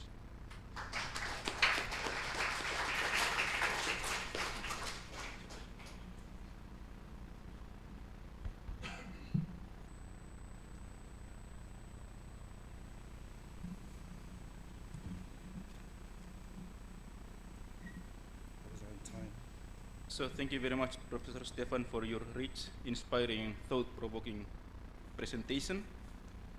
Now we still have 30 minutes for discussions. If you have, I'm pretty sure that you are also deeply inspired and perhaps hooked by the presentation. So if you have questions or comments or any kind of responses, please do. And if for some reason you prefer to raise your comments or questions in Bahasa Indonesia, it is also fine. So please do not hesitate to do so. I will try my best to translate it into English. And to help me, please speak as brief and clear as possible. Who can I invite for? Yes, I think we can start from the back. Maybe we can collect like 3 questions and then you can give your response then. Okay. Yeah. Thank you very much, Dr. Van Erp, for your great explanation. I'm Jennifer Wowor. I'm a pastor of Gereja Protestan di Indonesia bagian Barat, the Protestant church in western part of Indonesia. I'm teaching now at the Faculty of Theology, Universitas Kristen Duta Wacana, Yogyakarta, and I'm doing my doctoral work at Fordham University now. I want to ask you, based on your explanation, public theology provides space for theology in the public sphere and builds a critical attitude in the binary separation of religion and the sacred and the secular. Religion or the sacred and the secular. This is an important challenge in Indonesia, which is different from the context of secularization in the Western world. In Indonesia, religion cannot be separated from public life. In fact, sometimes religion often plays a role also in paralyzing public sphere. So how is the concept of the sacramentality of public life that you propose probably relevant also in this context? Thank you. It is. Thank you. Thank you very much. So you're referring to what I said about that public theology should mediate or stand in the middle or work with the relationship between the sacred and the secular. And you're absolutely right in pointing out that when I say secular, I mean my secular context, right? Which is that's the situation that I've been talking from. And so the point I'm making is perhaps a point I'm making to my fellow theologians and my fellow believers in my context by saying, look, you thought we've become secular, or you think that the whole world around you is secular, and that this leads to the disappearance of faith, and the way that we sometimes respond to it is by making that distinction between the sacred and the secular even bigger. We create a larger gap between the two by, for example, by fighting it, or by becoming desperate. Say, look, the church is disappearing. And which I understand the concern, and I have these concerns as well. But I think we should also learn to see with new eyes that the secular is not necessarily, doesn't necessarily stand over against what I've now described as the sacred, over against faith. But there is faith to be found in the secular. And that's not just an idealism, it can be found in certain ways things work in the public. And so in the end of my lecture I've been referring to an implicit oath that somehow in civil society I see at work, and we can learn from this, that it could become a starting point for our reflections on public theology, and learn from it that rather than this sharp distinction between the sacred and the secular, and the more secular we become, the less sacred the world becomes. I think, well, to put it in other words, God can handle it, and I don't think that more secularity necessarily leads to the disappearance of faith. So we should learn to look at new eyes. Now, so that's my context. And then you rightly refer to this Indonesian context, of which I already apologize that I cannot talk about it. So you should help me in thinking about this. So here, I think you have a different balance between the sacred and the secular. So you have a secular democracy, or at least we're all striving, it's the same in the West, by the way, we're all striving to become good secular democracies. And at the same time, you have an active presence, even partly confirmed by the state, of religions, right? So, and that's a different balance between the sacred and the secular. So my concern in the West, that me saying to the church and to the theologians, do not be afraid. And God's grace is at work in the presence and in the public, and we should learn to see it with new eyes. I think that's a rule or a task, a vocation that is valid for all of us.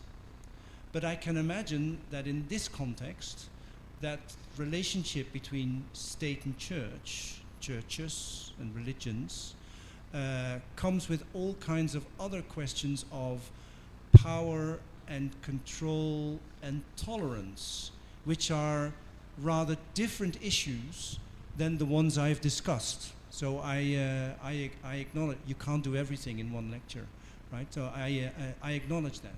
So that's an important distinction you've made for this conference, right? We can theologize about grace, which I've done today, and about trust and faith and loyalty, but then we need to explore what that actually means in these different contexts, and also in instances of power and control. So yes, I can see that. That's not an answer to your question.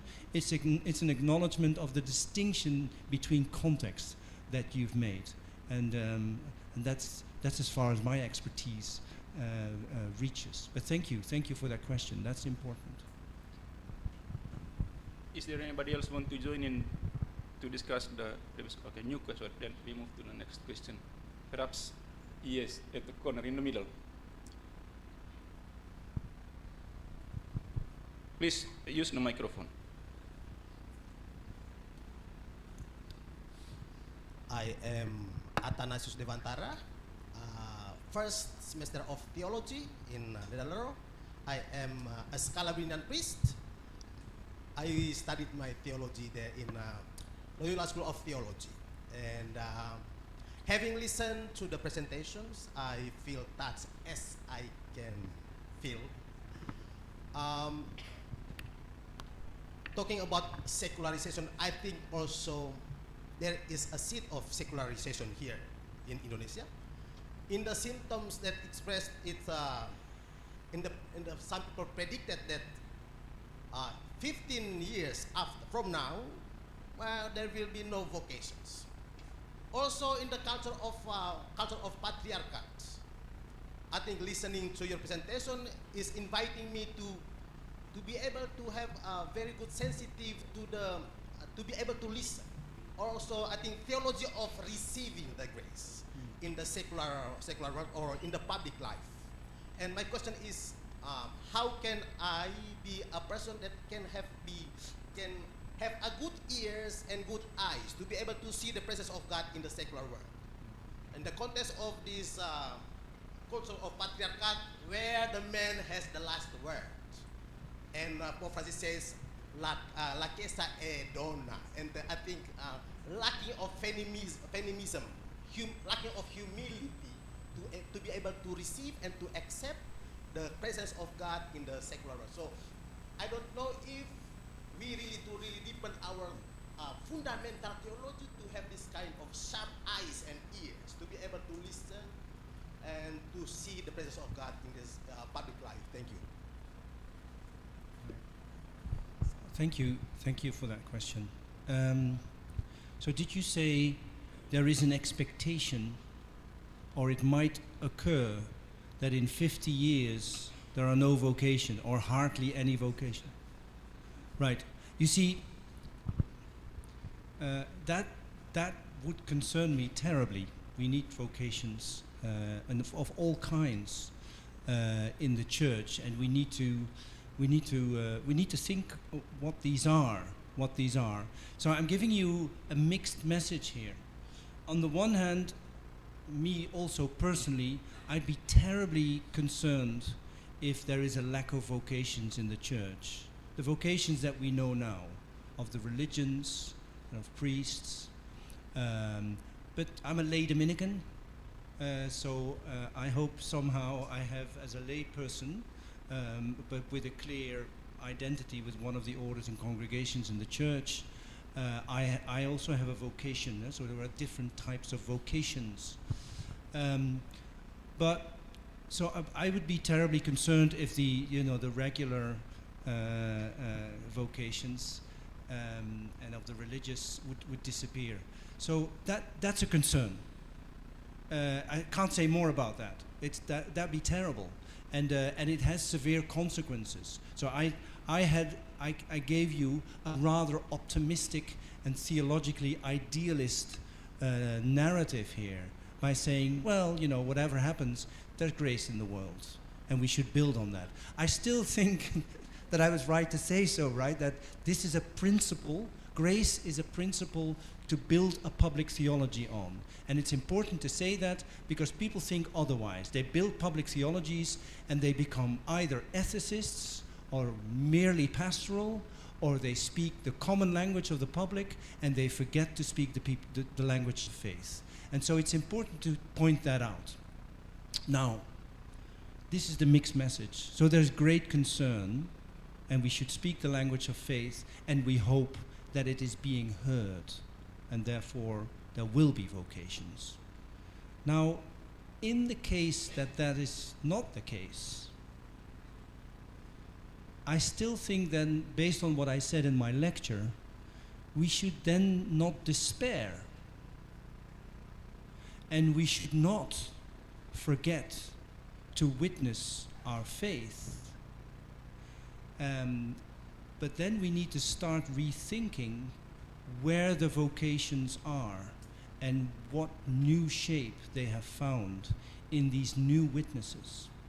I mean, I'm not saying that's the whole answer to a secularizing context and a disappearing church in the West.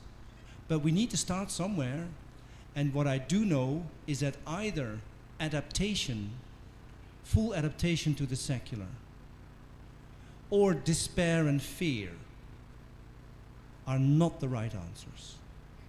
And therefore, in that situations, but I shouldn't be too worried. Yeah, travel the world, and there are corners of the world where the church is disappearing, but there are also corners of the world where the church is thriving and flourishing. So we should also be hopeful.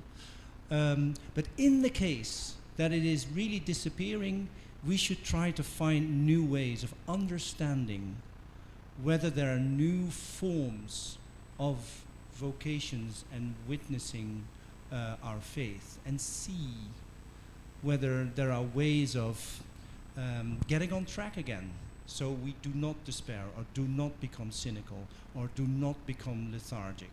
So we need to fight all these tendencies that we have in ourselves, which are generated by fear. Nobody listens to us anymore. Nobody cares, which is an important concern to have, but we should respond in a resilient way to it, and that means to self-critically explore. You talked about vocations. I think that's an important one, where these vocations are. Another answer could be, when we're talking about public theology, is I'm not saying we should turn every vocation in the church. You see, now we've got this concept of the people of God from the Second Vatican Council, and then there is a tendency in the church to now say, since we're all people of God, we're all similar or even the same. And that means that every vocation, whether you're religious, and you know the religious, there are many, many, many different charisms and missions in the religious orders and congregations. They're not all the same. And our diocesan priests and the laity, in all their varieties and forms, we shouldn't turn them into that everything becomes the same. But we should be open to the idea that in that variety, there might be new forms, newness which I theologically would call revelationary, that there is newness in new forms of vocations. And we need to, as theologians, wherever possible, we should explore these new forms. And so anything but despair. That's the short version of my answer to your question. Thank you. Okay, Father Otto Gusti, and then Father Felix. Yeah. We take these two first, and then we will see.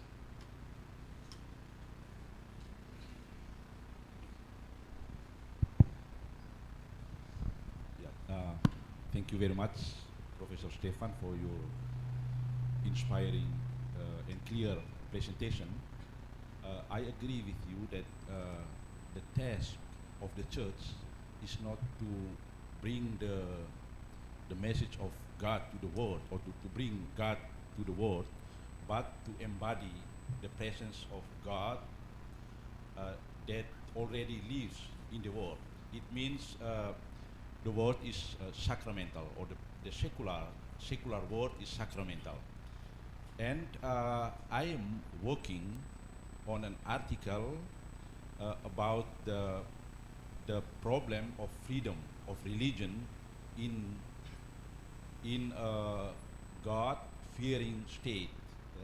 Jadi masalah kebebasan beragama di dalam negara yang takut akan Allah, by using the theoretical framework of Charles Taylor, a secular age.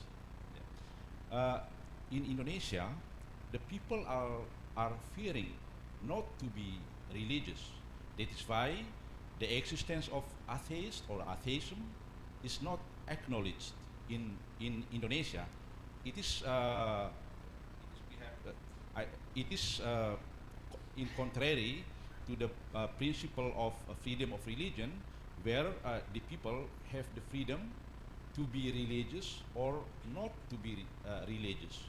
I think your statement is very important for our context in Indonesia.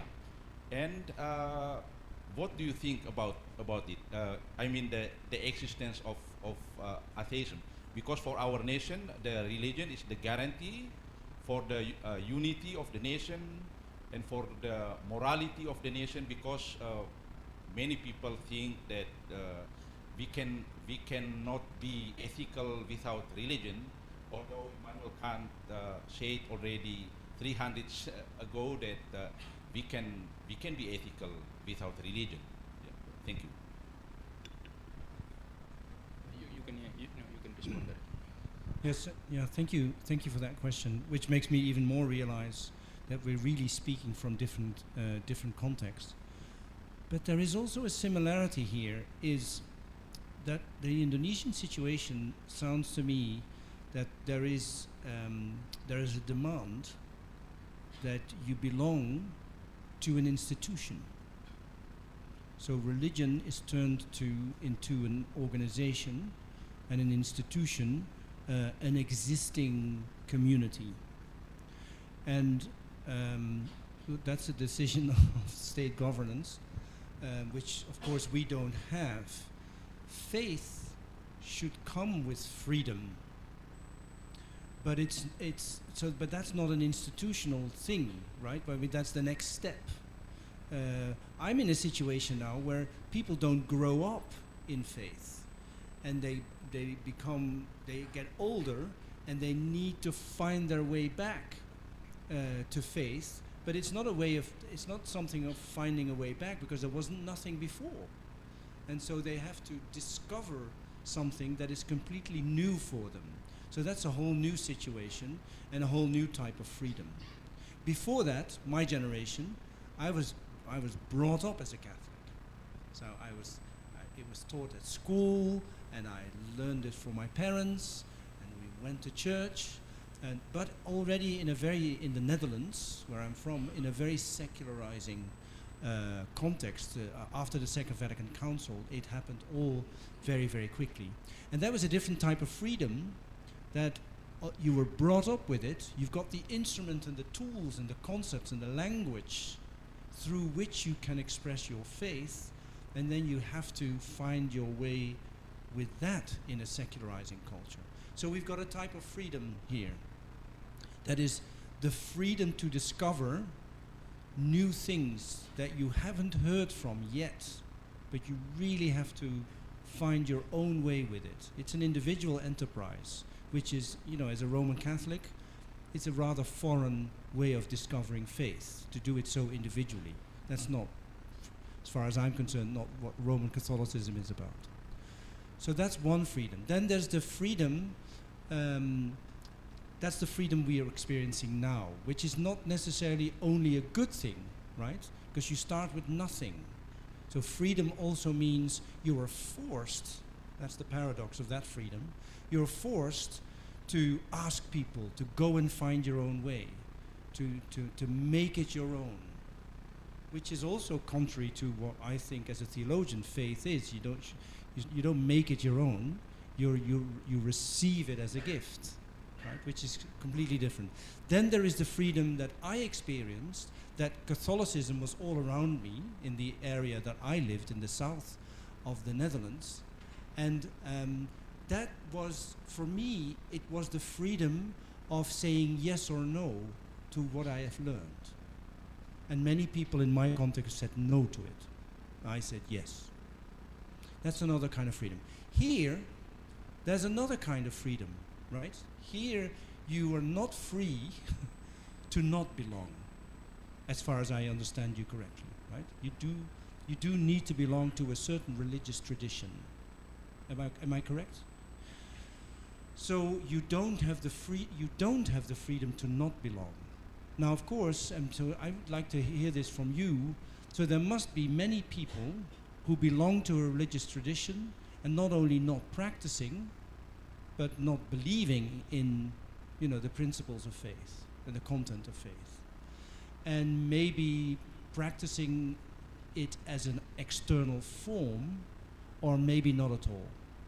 But they sign the form and they belong institutionally to a religious tradition. That's a whole different type of freedom that I can't say much about. That this is a political and a sociological issue. My point when I talk about freedom as a theologian is more that faith is, it's important to say that faith is a given. That's rule number one for me. That's not a rule, but it's an important principle. It's a given. In my context, that's very important to say, because a lot of people nowadays think that faith comes from a certain freedom of choice. I decide that this is my worldview, and from now on I call myself a Christian, and it has been my freedom to do so. So that's freedom of choice. I don't think that's a very fitting freedom that comes with the freedom to receive the act of faith that comes from God's grace. Now, so I'm struggling here to give a clear answer to your question, because we're dealing with so many different types of freedom that we should be really careful to think that we're talking about the same type of freedom, and I think we're not. So it's different contexts, different forms of power, and the freedom that comes or comes not with it, but also completely different acts of freedom. One is, how do you respond to the state that forces you to belong to a certain religious tradition? How do you respond to a God that is calling you to witness your faith? How do you recall to the call of culture that tells you, well, you might have faith, but it's not sensible anymore? These are different responses, different freedoms, I would say. And so it'd be very good to clarify this, I think, right? When you're talking about the freedom of faith, well, so my first question would be to your article, what kind of freedom are you talking about, and in which particular context? And now, so that's an easy answer. We make distinctions. There are different freedoms. But there is something very important to say. I don't want to be a revolutionary here, but something important to say to your government, that what they can learn from the theologians is that the freedom of a given faith cannot directly be translated into institutional belonging that is, in a sense, demanded by your state. There's no direct translation between the two.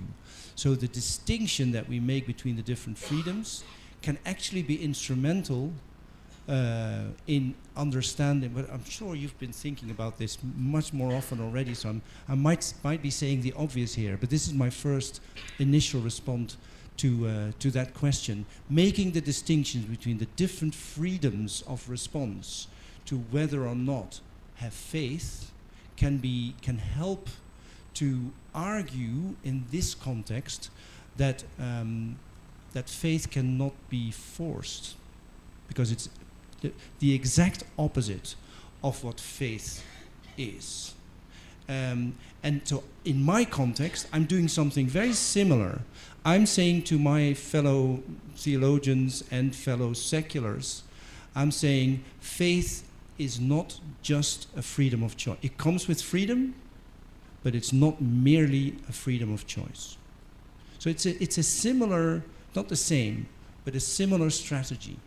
It's being very critical based on what we think faith is. Is that a start of an answer? Yeah, so still many people raising their hands. Father Felix first, followed by Lawrence, and perhaps then Bastian. Yeah.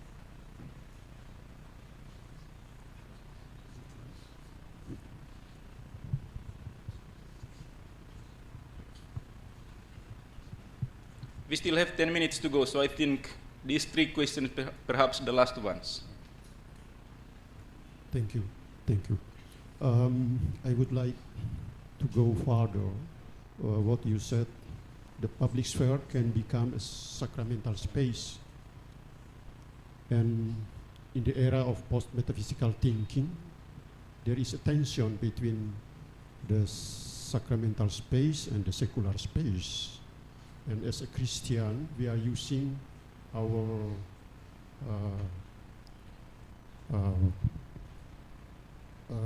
Christian faith as rationality, or faith as the basis of reason. But as we know, it is not easy to bring the Christian faith as rationality in the secular space, like what is happening now. But I think we really need one kind of reasoning hermeneutics, penalaran hermeneutics, in order to explore more the hidden nucleus of what we say God. Or otherwise, we are going to objective mind, like Hegel says. In this case, we have to be strong enough to retrace the name of God, figuring out the new name of God in the secular space like this one. So that's why, what kind of rationality in the context of Christian faith as rationality, or faith as the basis of reason in the secular space like this one? Can you go further with this problem? Could you please repeat the last question? We are in the era of post-metaphysical thinking. There is a tension between sacramental space, as you said, and secular space. And in this context, we really need a kind of reasoning hermeneutics. We have to be careful with this one in order to affirm the power of Christian faith as rationality, or the faith as the basis of reason in the public space, as very strong with the secular situation.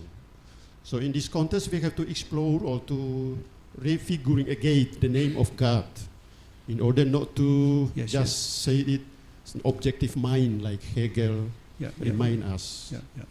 Can you go further with this situation? Can I go further than... Did you get the question? Could you please make it as brief as possible, perhaps? What can you say about this, the power of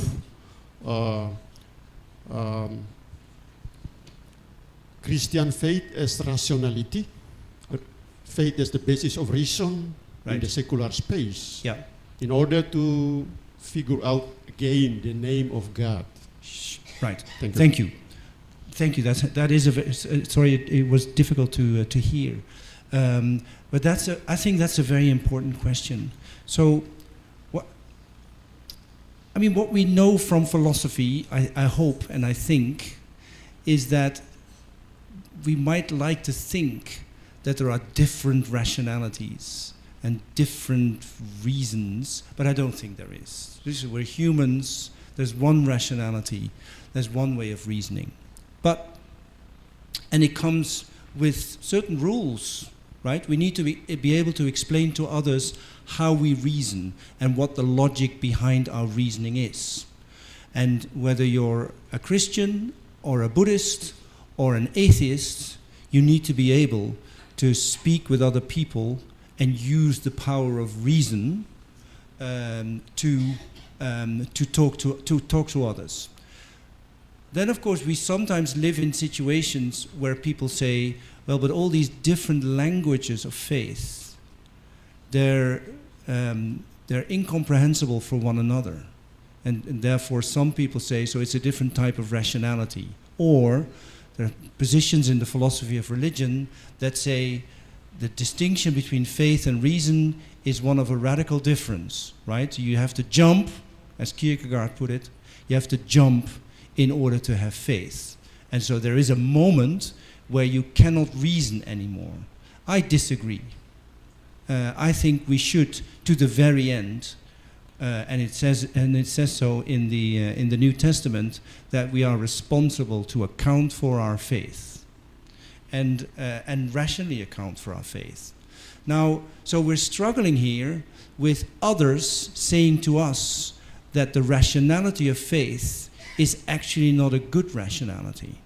Well, that's just a discussion that we have to keep on having and convince other people that what you called Christian rationality is a good form and a convincing form of rationality. And that probably will come with showing that there are elements in reasoning about faith that other people who don't have that kind of faith or have no faith at all are not using anymore, or forgetting even, if we can use that normative language. And so that's a philosophical and theological discussion to have. But the short answer to your question is, yes, I do think that there should be a place of Christian reasoning or Christian rationality, as you put it, in our societies. But what we should resist is two things. One, that's a specific type of rationality that other people cannot understand. I think that's lazy. But we should also not have others say to us that this is not rational anymore. Right? So on the one hand, we shouldn't adapt to a common language. We should speak our own language. And on the other hand, we should not say it's our own language with our own rationality that cannot be understood. So we should keep on having a dialogue with others. And so that should happen at the same time. That's the challenge of reasoning about faith. 2 minutes, you should tell them. Well, I'm a little bit hesitant to give the floor for the last question because we run out of time. Keep your question, and you can discuss with Professor Stephan during the break. He's very happy to do that. Yeah, believe me. Okay. So now, to wrap up the things, please join me in thanking our first speaker for this first plenary session.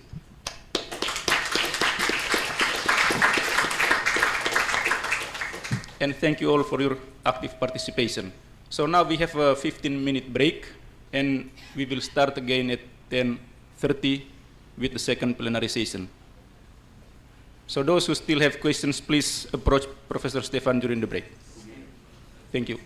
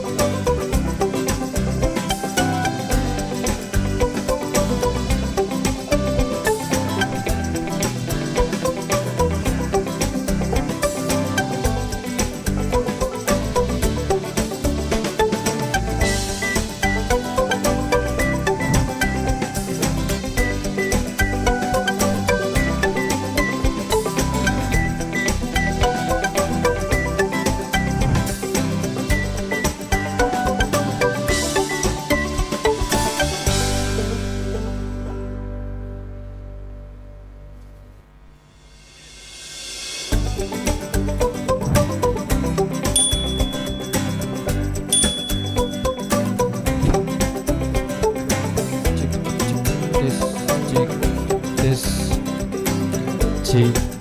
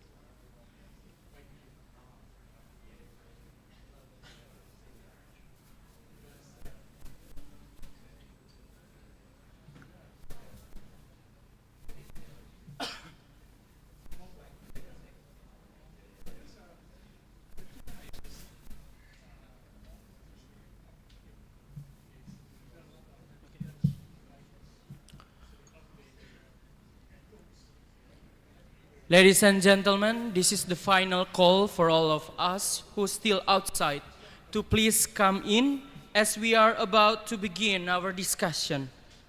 Your participation is greatly valued and we look forward to your contribution. Once again, for those who are still outside, to please come in as we are about to begin our discussion. Your participation is greatly valued and we look forward to your contribution.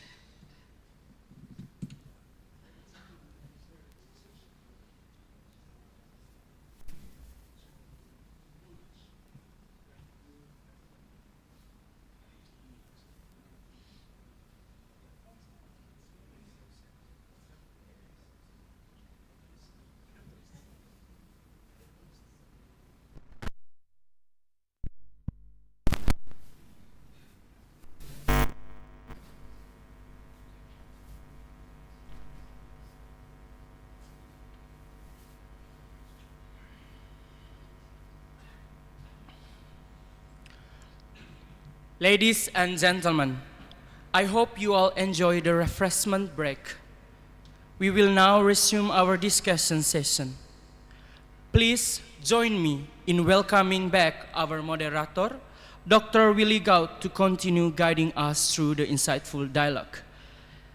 Then the moderator will proceed to our next keynote speaker. Time is yours. Let us give a big applause for the moderator.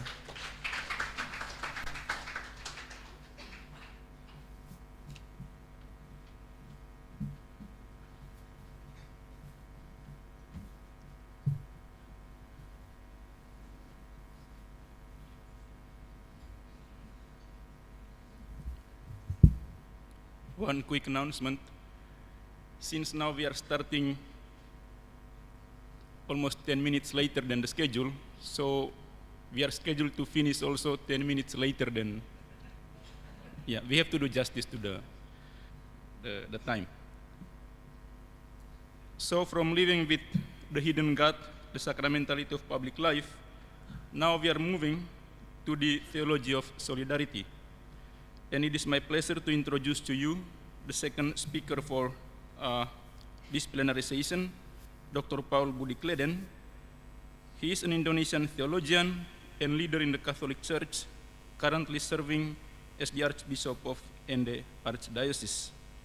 And prior to that, he was the General Superior of the Divine Word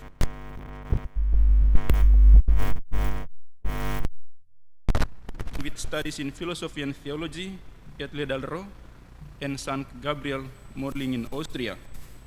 He later pursued and completed his doctoral studies in systematic theology at the Albert Ludwig University of Freiburg, Germany, with a dissertation entitled, I would like to read it in English, Christology in Fragments, the Discourse on Jesus Christ in the context of the tension between the history of hope and suffering in the theology of Johann Baptist Metz.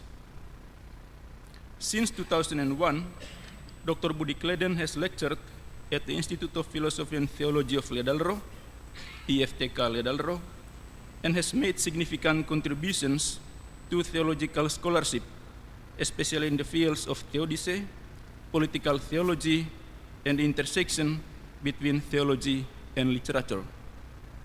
His work often highlights the relationship between faith and the contemporary social context, particularly through his concept of Theologi terlibat, involved theology, which he introduced through his 2003 book entitled Theologi terlibat, Politik dan Budaya dalam Terang Teologi, involved theology, politics and culture in the light of theology. Dr. Budi Kleden's recent work includes an article titled The God of Process and the Interconnectedness of the World, Process Theology as a Frame for a Global Spirituality, published in the most recent edition of Journal Ledalero, of which he was also once the editor-in-chief.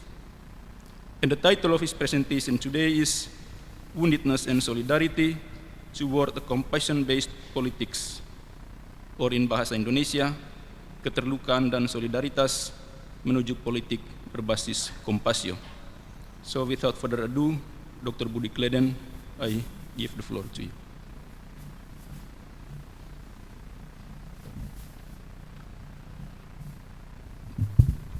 Good morning, everybody. Thank you, Dr. Willy, for the generous introduction.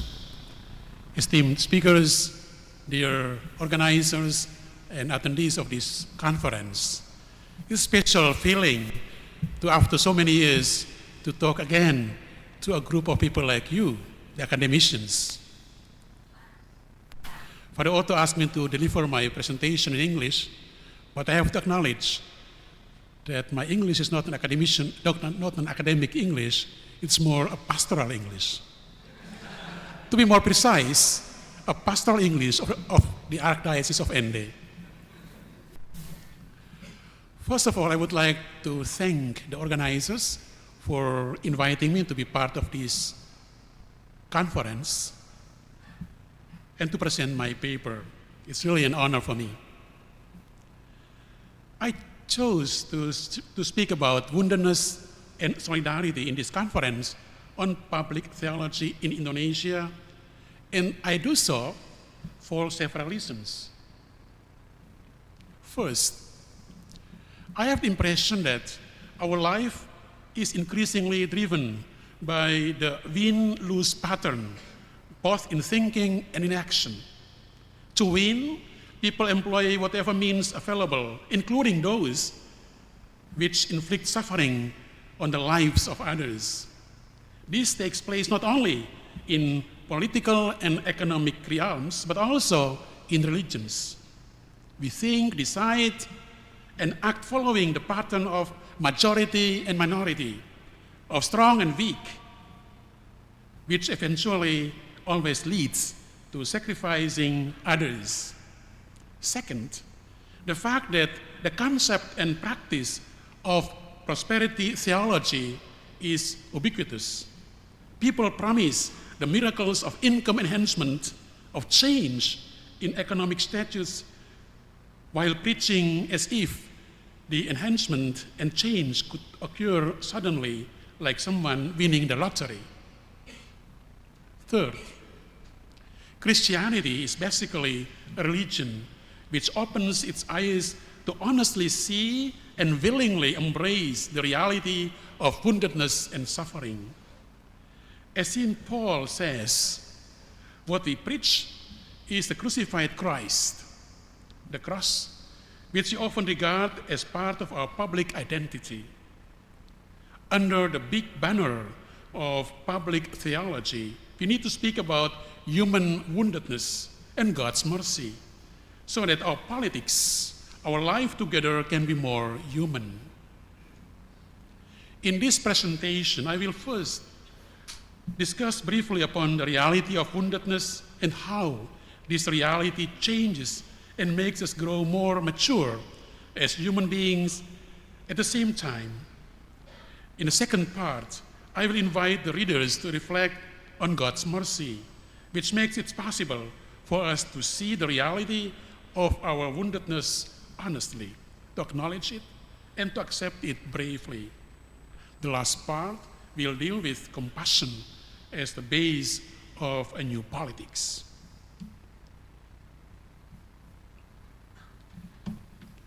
I will cite some Indonesian poems from Indonesian poets to put ourselves in the context of Indonesia. The first part, humans, wounded beings. Wounds and poison I will take on running, luka dan bisa ku bawa berlari. Aku, I, Khairul Anwar's poem can be understood as a proclamation of the rise of self-awareness of an individual who wants to be free from the societal pressure. The I is no longer an individual who is mutedly subjected to societal dictates inflicted by the leaders.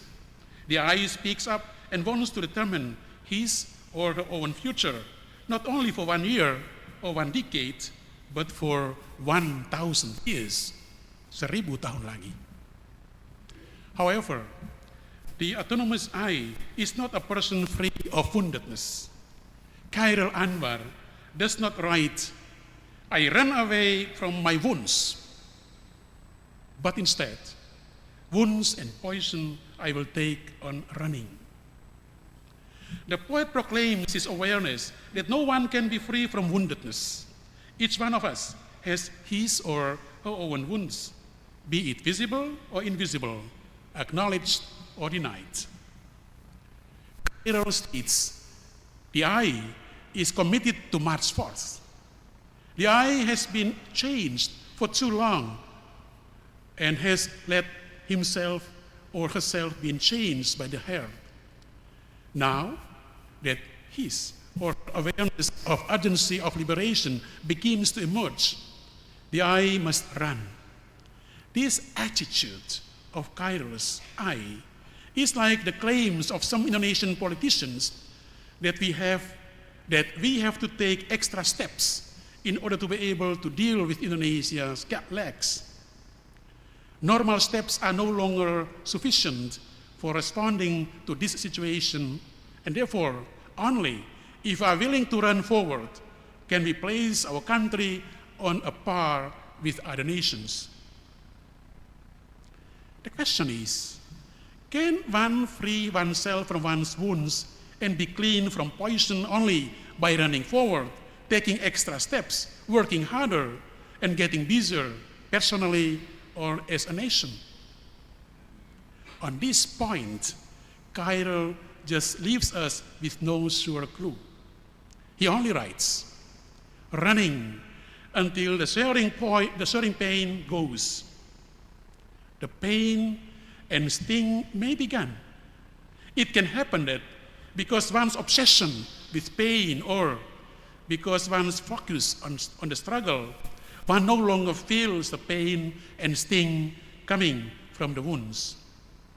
However, it does not necessarily mean that the wounds are already healed or that his or her body is already completely free from the poison. It also can happen that the eye might no longer feel the pain, but the trace of the wounds remains sticking on his or her body. The last two lines of the poem, I, Aku, reveals Kyril's philosophy. To live for 1,000 years, do not give a damn on the wounds or the woundedness. He writes, and I will care even less. I want to live 1,000 years more. Living for another 1,000 years, an ambitious expression of someone who aspires to be free, is thought to be possible only if one does not care for the wounds and poison one is carrying. Not caring and forgetting are thought to be the panacea that can bring someone to a future glory. People often trade off amnesia, forgetfulness about the past, for progress. It is probably that this ideology comes from those whose security and comfortable lives are threatened by the unconcealment of past wounds. In the Indonesian context, for instance, those pushing for the concealment of the crimes committed around and after September 1965 are precisely those who have been building up their political power and accumulating their wealth by capitalizing the wounds they once inflicted on the victims of the massacre and their families.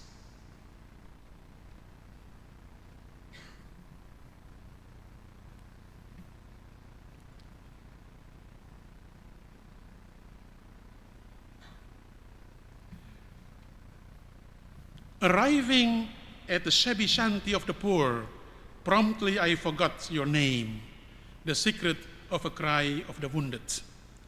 Sesampai ke pondok fakir miskin, aku langsung melupakan namamu. Rahasia tangisan seorang terluka. An experience of woundedness or suffering is also a faith issue. The questions of why humans and nature suffer, despite there being a good and mighty God, has been a subject of human reflection for ages. It is at the heart of the book of Job. The book of Genesis reflects on this fundamental question and finds its answer in the fall of Adam and Eve. God is truly omnibenevolent and omnipotent, but the first humans had to suffer from the consequences of their freely made and well-informed decision to breach the line that God has set for them. Life outside Eden is said to be a life marked by the struggle and enmity, which unavoidably brought wounds and pains along. In the history of Christian theology, sin did attract attention, but only slowly. St. Augustine is a thinker who paid special attention to sin as well as pain and suffering resulting from it. The temptation of Christianity is to overemphasize sin with the consequence that people are concentrated on the question how to be saved individually from sin and its consequences. Falling into this temptation makes Christianity a burdensome religion instead of a liberating religion, a religion that stands for solidarity with the wounded. That is the imperative of Jesus Christ. An explanation that traces back woundedness to human responsibility and the fall into sin are already called into question both in the histories of philosophy and theology. Who are we that we have to bear responsibility for all the wounds? Take a German writer, Georg Büchner, as an example.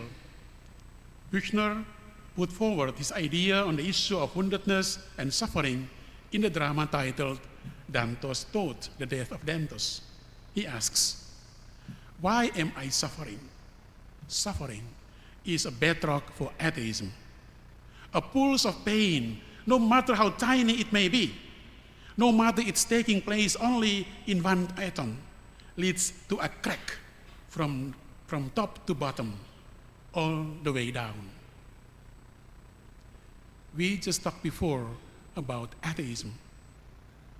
I do believe one of the reasons people choose to be atheists is the question of suffering. But the question that we can pose to Buchner is, how is it possible that there still be a force to initiate a revolution amidst such pessimism and fatalism? How is it possible that the knowledge of damaging force that works without humans' will does not destroy the spirit to improve the situation? Everywhere we see struggles to overcome suffering are still being put up, and mutinities are still being attempted, including the weakest form of cry. This reality shows that pessimism is not the only thing that swirls in human heads and hearts.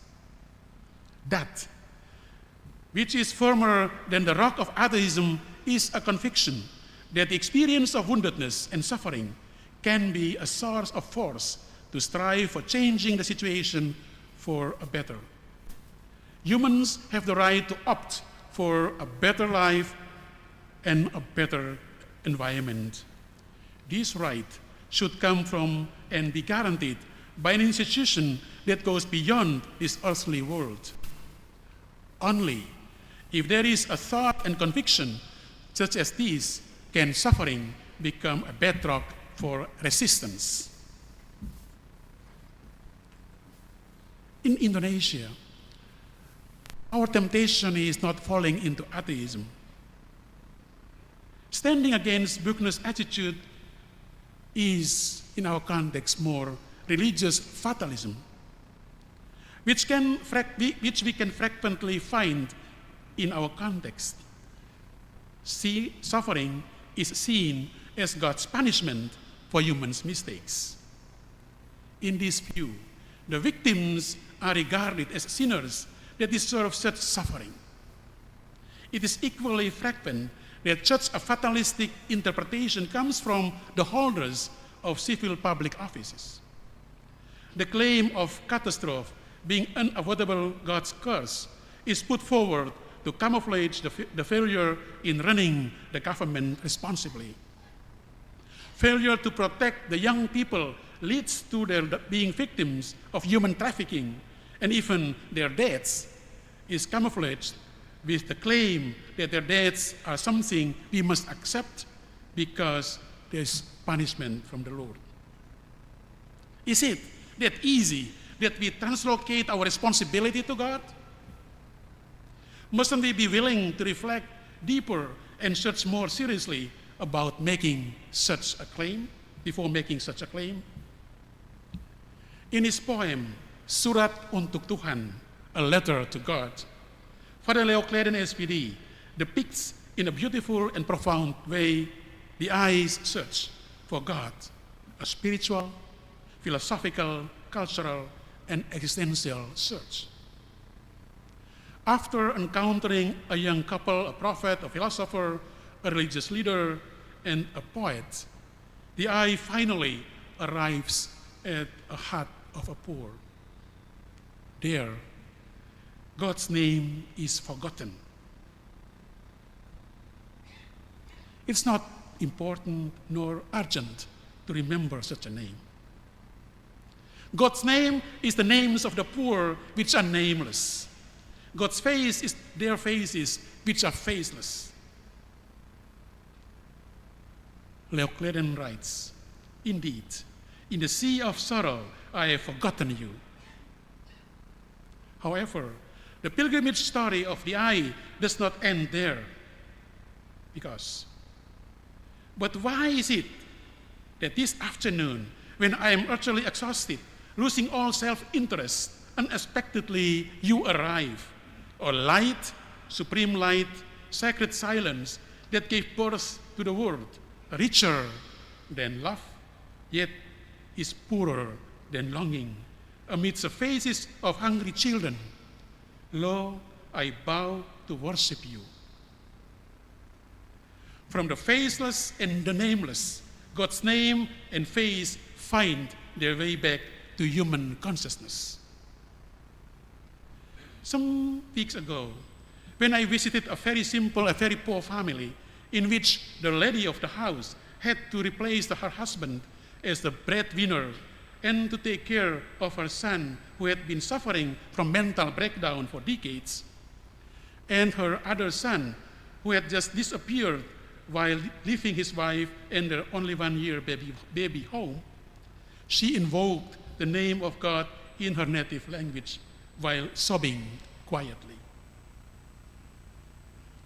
I recall how the people of Aceh invoked the name of God when the 2002 tsunami was striking.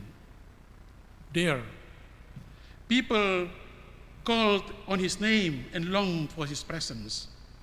Those panicked faces whispered his name while trying to save themselves. Here, God was not thought of and imagined as the omnipotent and omnibenevolent whose power and goodness are seriously questioned in the face of such a tragic event. Rather, he was experienced as the one whose consolation they were waiting for. They sought him and invoked his name as the guarantor of their safety and the mover of the hearts of the fellow human beings to offer help. Such a God is concrete. The various reactions showed that the disaster did not destroy their very faith in God. I am of the opinion that the cry of a victim is one expression that defies as irrelevant any intellectualistic rejection of God in the face of a natural disaster or other experiences of woundedness. Cries are often regarded as an expression of weakness. Victims are expected to fight back in a more strenuous way. However, we should not ignore the cry of a victim. Even such cry is regarded as a way too powerless as a response. A public theology that is willing to voice out woundedness must pay serious attention to any victim's reaction, including the weakest one, such as a cry. Usually, a victim does not shed crocodile tears to deceive others. Crying is the most natural reaction of a victim, from a victim, which at the same time shows that someone does not accept the treatment inflicted on him or her as something normal. A person would not cry had he or she accepted the treatment being inflicted upon him or her as a normal thing. The cry shows that an element of oneself is still closed or unwilling to accept the reality of the treatment. Crying, nevertheless, is not an expression of a total despair. A crying victim is not someone who gives up to the fate.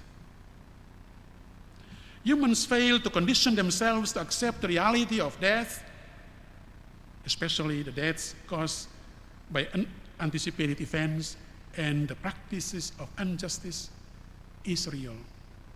This latent failure is to accustom oneself to this situation has its source in the eternality of hope itself. The expectation, hope for life, and the wish for having enough time for saying goodbye to those going to die must come from a power that goes beyond death. Such a latent resistance to death and to death-causing powers refers to another power that is resistant to death itself. Eternity belongs only to God. Thus, behind the protest, especially one directed to a sudden death or to unexplainable unjust action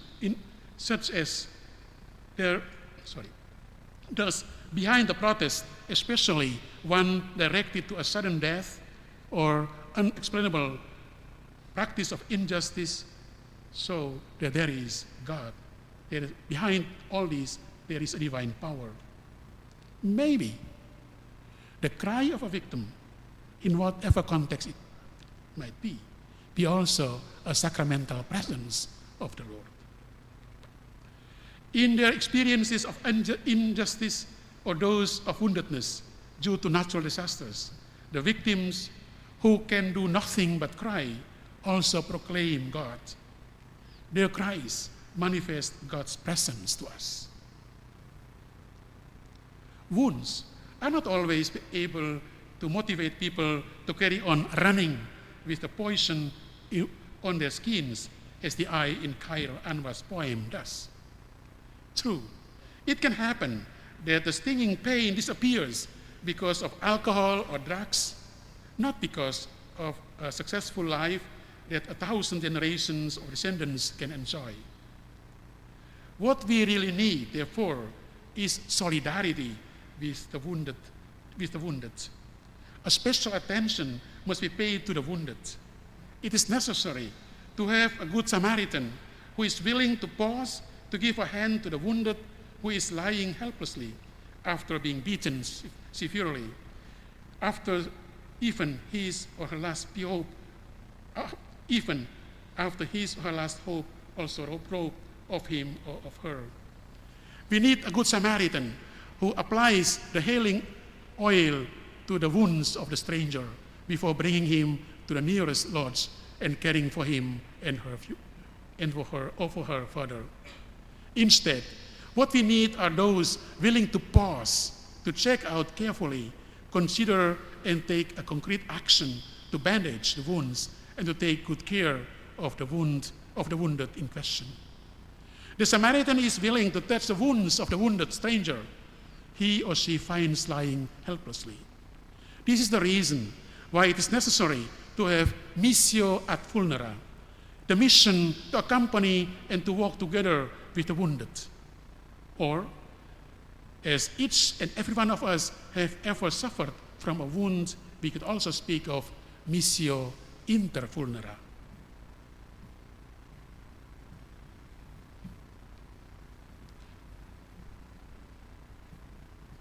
Second part, that body, God's mercy, itu tubuh kerahiman Tuhan. The suffering God is a revolutionary concept that Christianity brings about. It is common among the existing religions to worship God as an almighty being. It is not a novel thing that God is regarded as an omnipotent being who can create things out of nothingness, heal the sick, prevent catastrophes, and raise up the dead.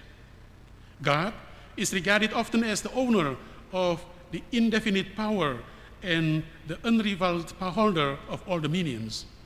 Such God is often regarded as the one who sides with the rich and the powerful.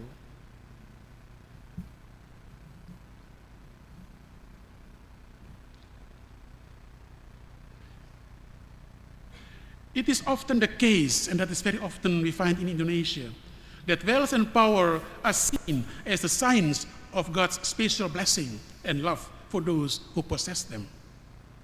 Meanwhile, those who suffer and the poor and the marginalized are regarded as the people whom God wants to get rid of.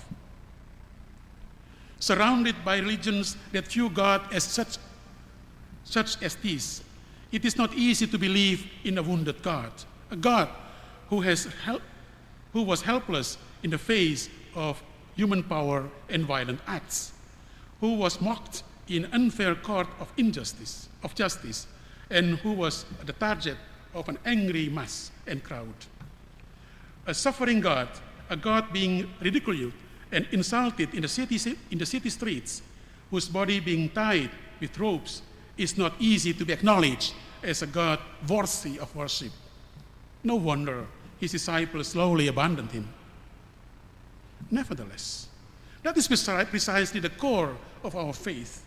In that God takes part in our experience of woundedness through Jesus who suffered. Our way of the cross is God's cross. Our wounds are God's. Such God does not attract people's admiration, nor is he awe-igniting. On the contrary, this God is easy to be ignored and forgotten. We need to look at the cross and bow down before it, accepting that God is wounded with us. The crucified God, with a God full of blood, is a compassionate God. Almost 4 weeks ago, our country hosted a prominent visitor, Pope Francis, that left all of us with deep impressions. And for many, this is mainly because of his simplicity and his compassion showed in words and action. Pope Francis himself, being very sensitive to human woundedness, very close to the poor families, very sensitive to the refugees, and approaching the victims of sexual abuse, speaks a lot about God's compassion. The theme of mercy is the core of Pope Francis' teaching, which he shows both in his writings and homilies as well as in his actions. People experience in him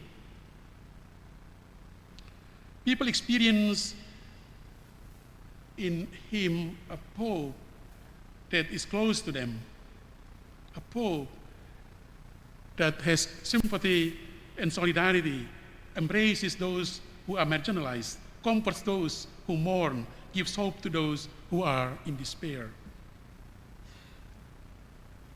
All of this because he starts with experience.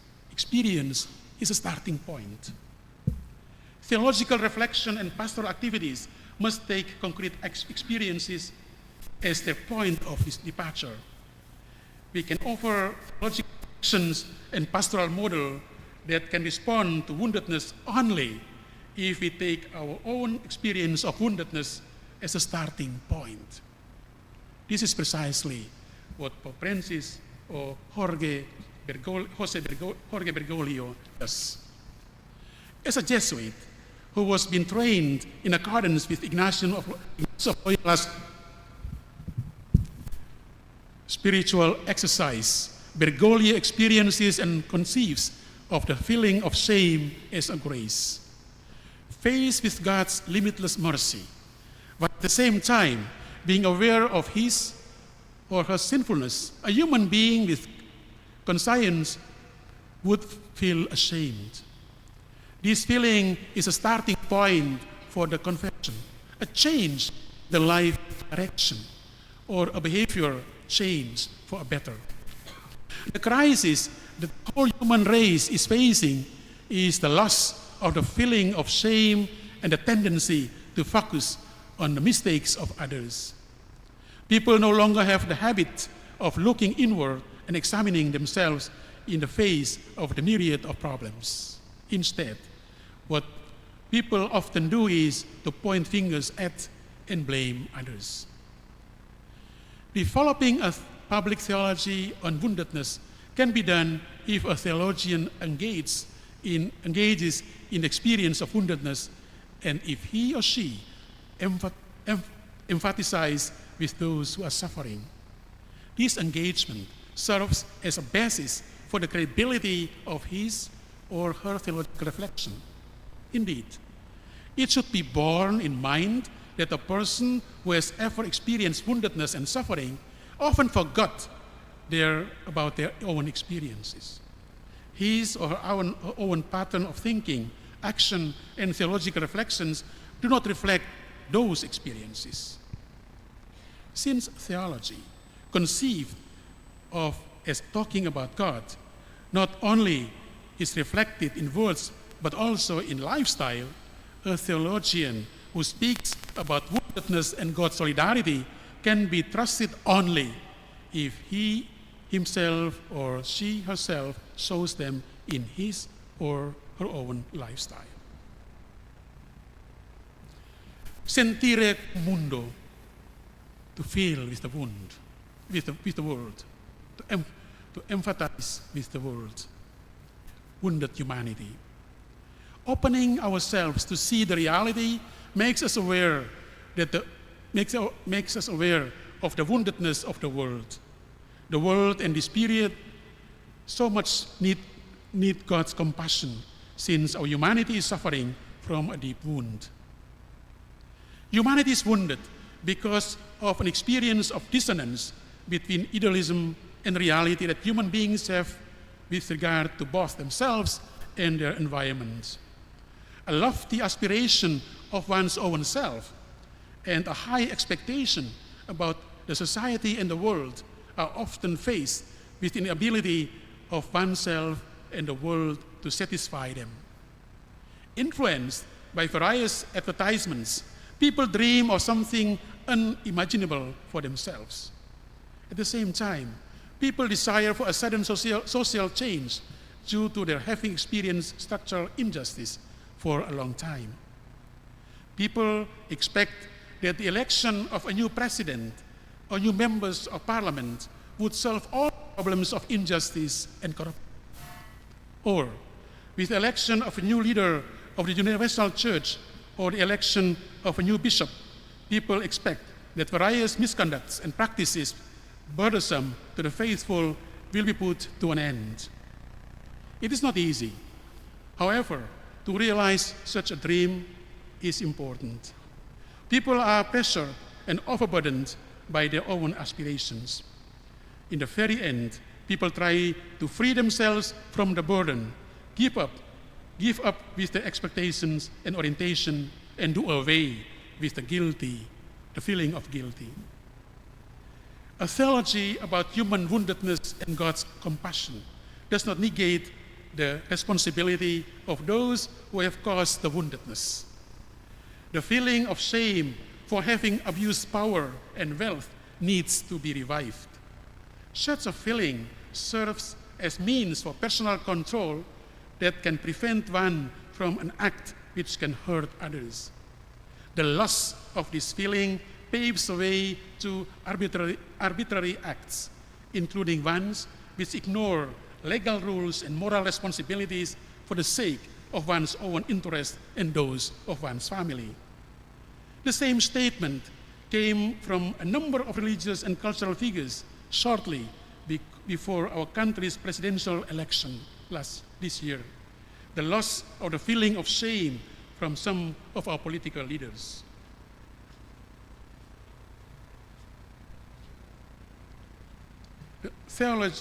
The theology of compassion.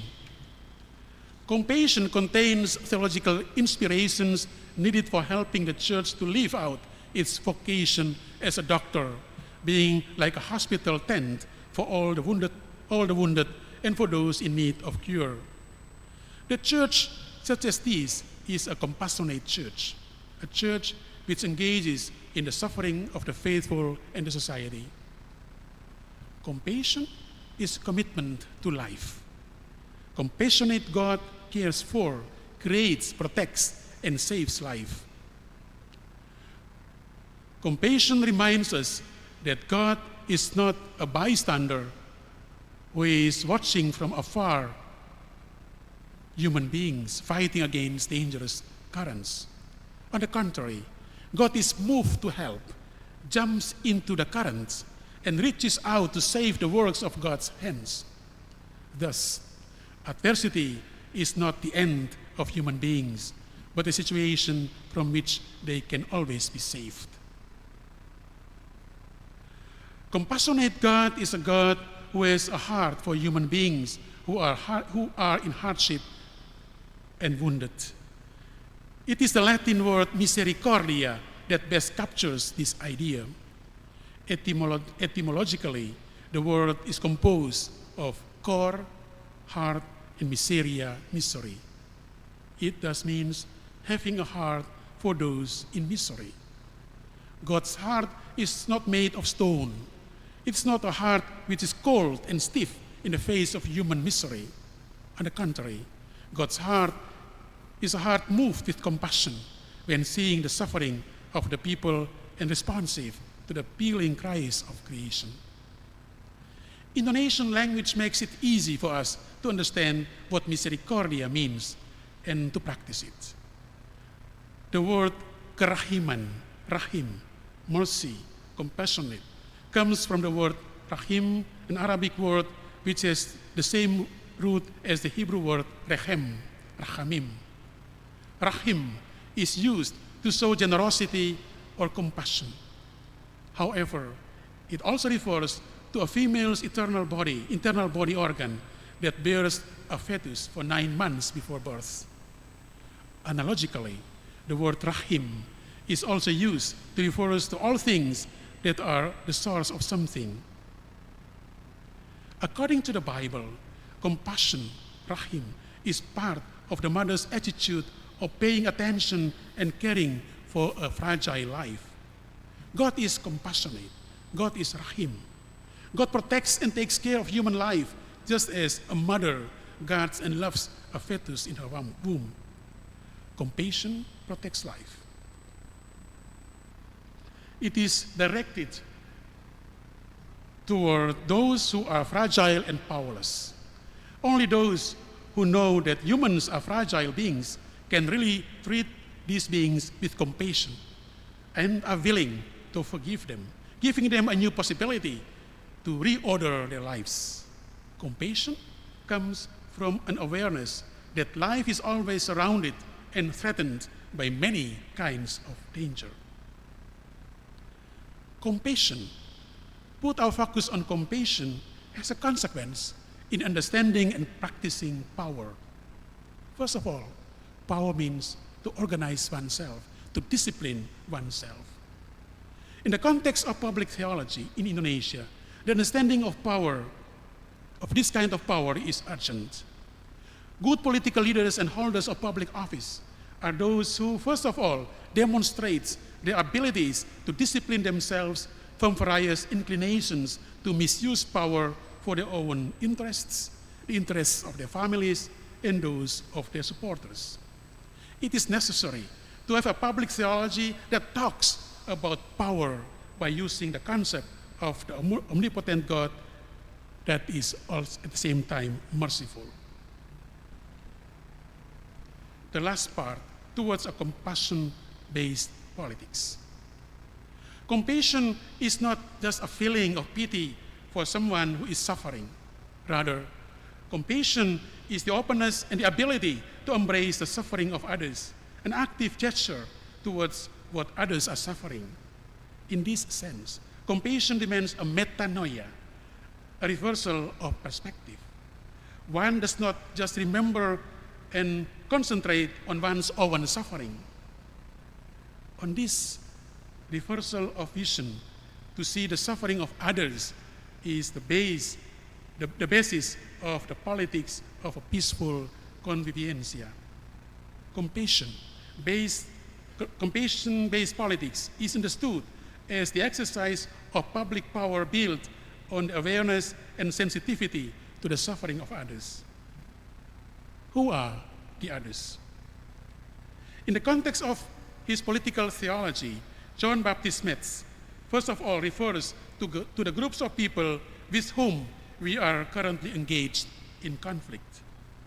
Long histories of hostility and conflict involving many people often no longer make it clear who the victims and the perpetrators are. Tracing the roots of conflict to the original event is not always easy. Therefore, disputes between countries or between nations or tribes within a nation can only be resolved if each group not only sees, concentrates, and laments on the suffering inflicted on it, but is willing to open its eyes to the experience of the suffering of others. Politics based on memories of one's own suffering will easily lead to revenge and create an endless cycle of violence. The spiral of violence cannot be broken if people only see and consider their own suffering. Looking beyond one's own history of suffering and one's own experience as a victim is a form of compassion that is undoubtedly needed in a world of plural traditions and versions of the story of suffering. The other group Metz refers to are also people who are unable to articulate their own suffering, and therefore, here in this case, compassion is a demand for those for the outsiders. The sensitivity of the outsiders to feel the suffering of a group of people and articulate it is a humanitarian demand and a condition for peace and justice. Others who are required to be compassionate can be divided into two groups.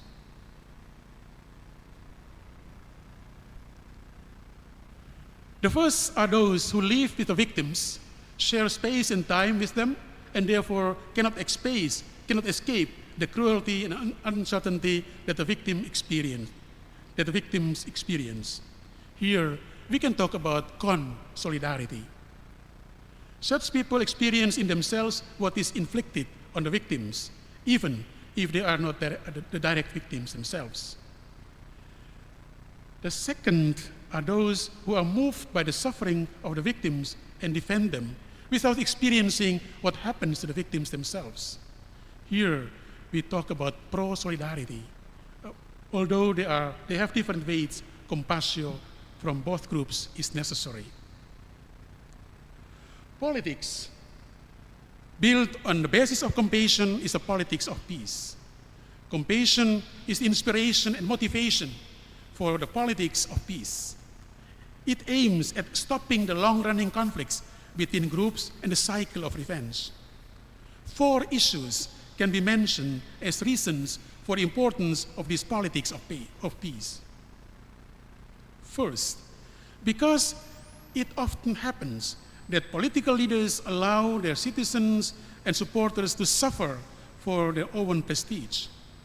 Political infighting exploits citizens and supporters. While political leaders live by the principle that there are no permanent enemies, they condition their supporters to live in latent enmity with those who oppose their group. Stopping the fighting and initiating an atmosphere favorable to peace can only happen if the decision makers nurture the memoria passionis of their citizens. They must be aware of and remember the suffering and sacrifices that their supporters have had to endure. Second, because politics is obsessed with winning and easily manipulates people's anger and feelings of revenge. Political opponents, whether they have real or imagined power, are competitors that are undoubtedly needed for the existence of political process in a democracy. However, it often happens that political opponents are not only seen as parties that must be defeated, but as enemies that must be destroyed. Political attention is focused on destroying the opponents, if not physically, then in character assassination. Thus, the respect for human dignity fades away. Facing this tendency, compassion-based politics underlines humanity as a boundary that must be respected in all kinds of competition, including political competition. Politics is still recognized as competition, but competition that respects humanity and does not abuse the basic rights of every human being. Third, because of the superiority that dominates relations between nations and between the tribes of the same nation. One group can appear so dominant in front of others, causing anger and hatred expressed in resistance. Other groups feel threatened, humiliated, and harassed, and therefore react, among others, in acts of terror. In dealing with conflicts like these, all parties should learn not to see only with their own eyes and from their own perspective, but learn to see with the eyes of the other party. Compassion in this context means being sensitive to what the other party feels in the history of a relationship. Seeing from another perspective means giving other cultures articulation space they deserve and respecting plurality. The politics of multiculturalism can only be built on the basis of compassion. And fourth, last, politics often relies on collective amnesia. Political figures who were responsible for destruction and injustice yesterday can appear today to the public and become people's confidence.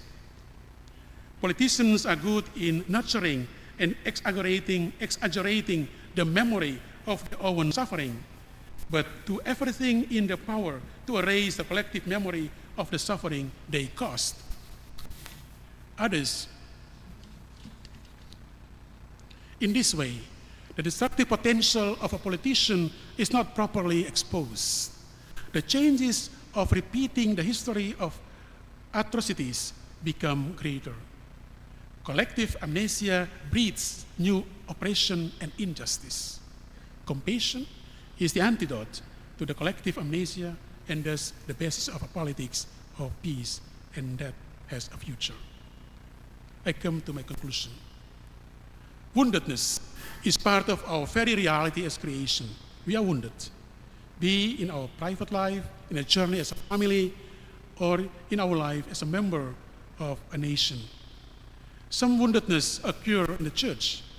Others take place in a nation state as a political community.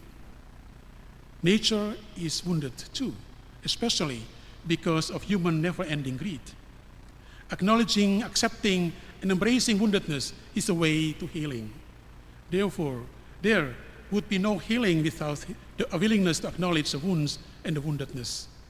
Willingness such as this can turn an experience of woundedness into a source of self-transformation. It is not only that, an already transformed self can also contribute to the healing others. We become wounded healers.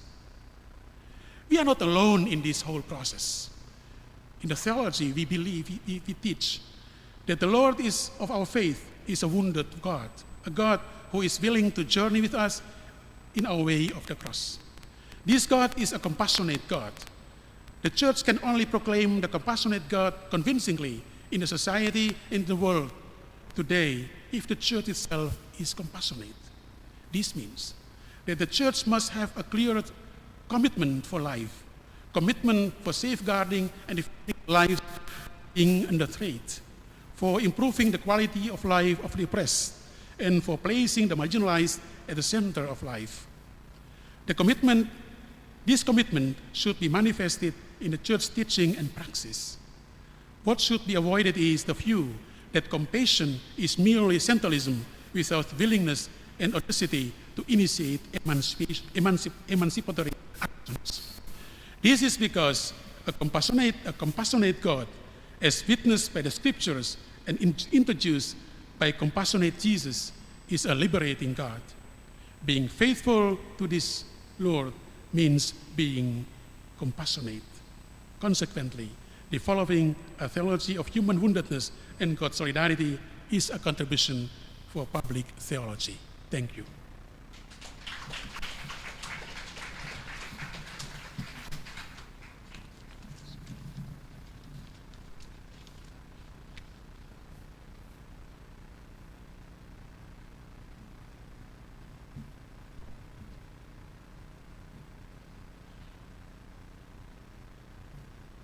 So thank you very much, Dr. Budi Kleden, for your rich, inspiring presentation. I just would like to repeat myself, as we started later than scheduled, so we will finish also 10 minutes later than scheduled. And now we have 30 minutes for, 28 minutes for discussion. Who can I invite for asking questions or comments or response? Yes, Professor Armada, please.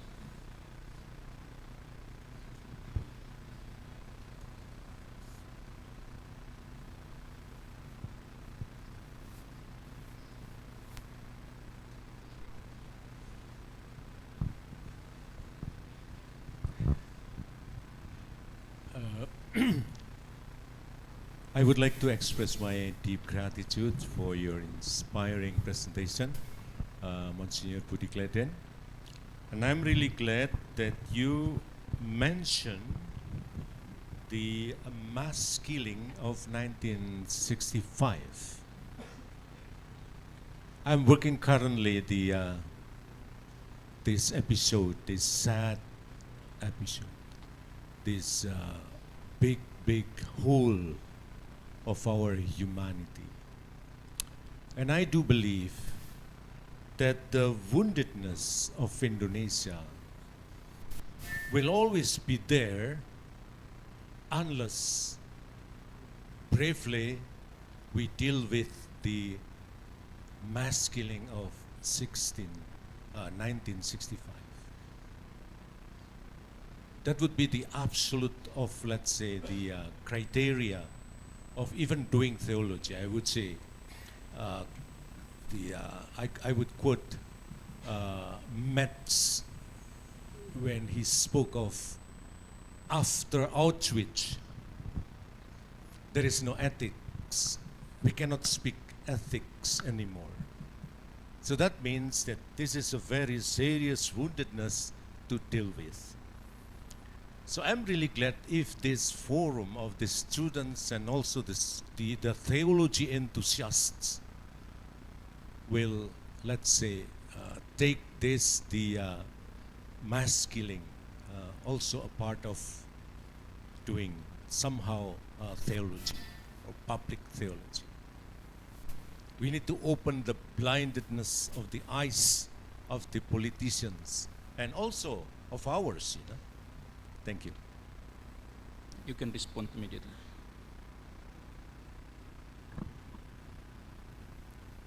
Thank you for your comment, Professor Armada.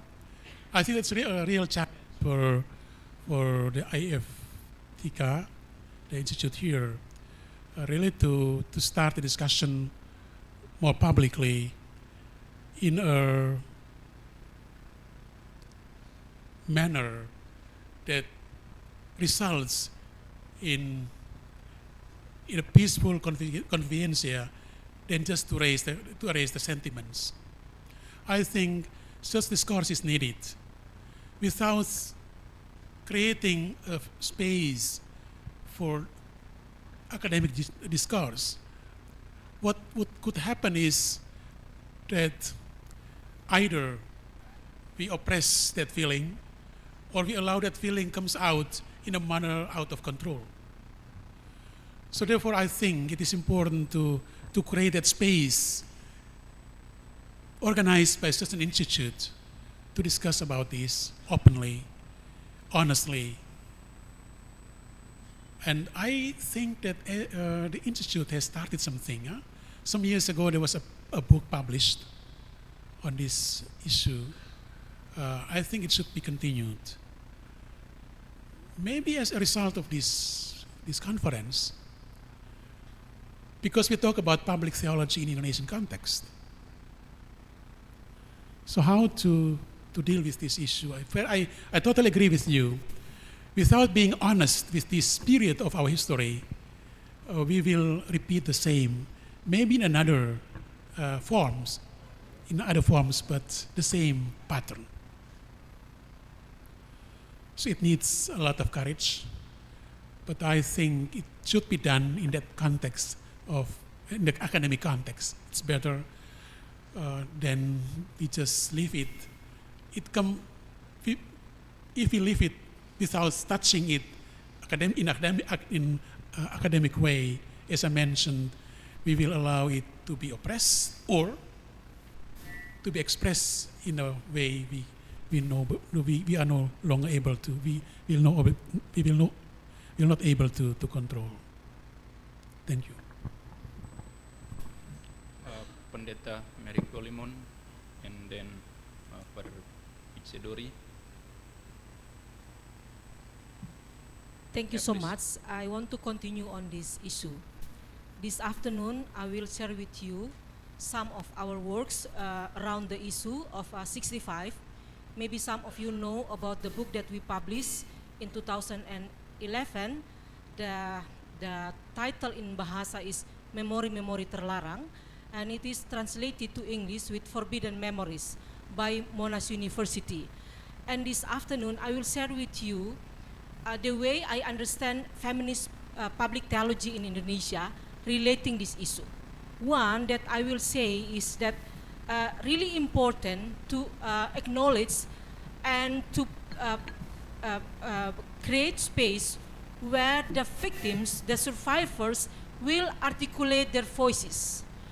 Doing public theology around the issue of past human rights violation like 65, all the theologians must work together with the victims and the survivors.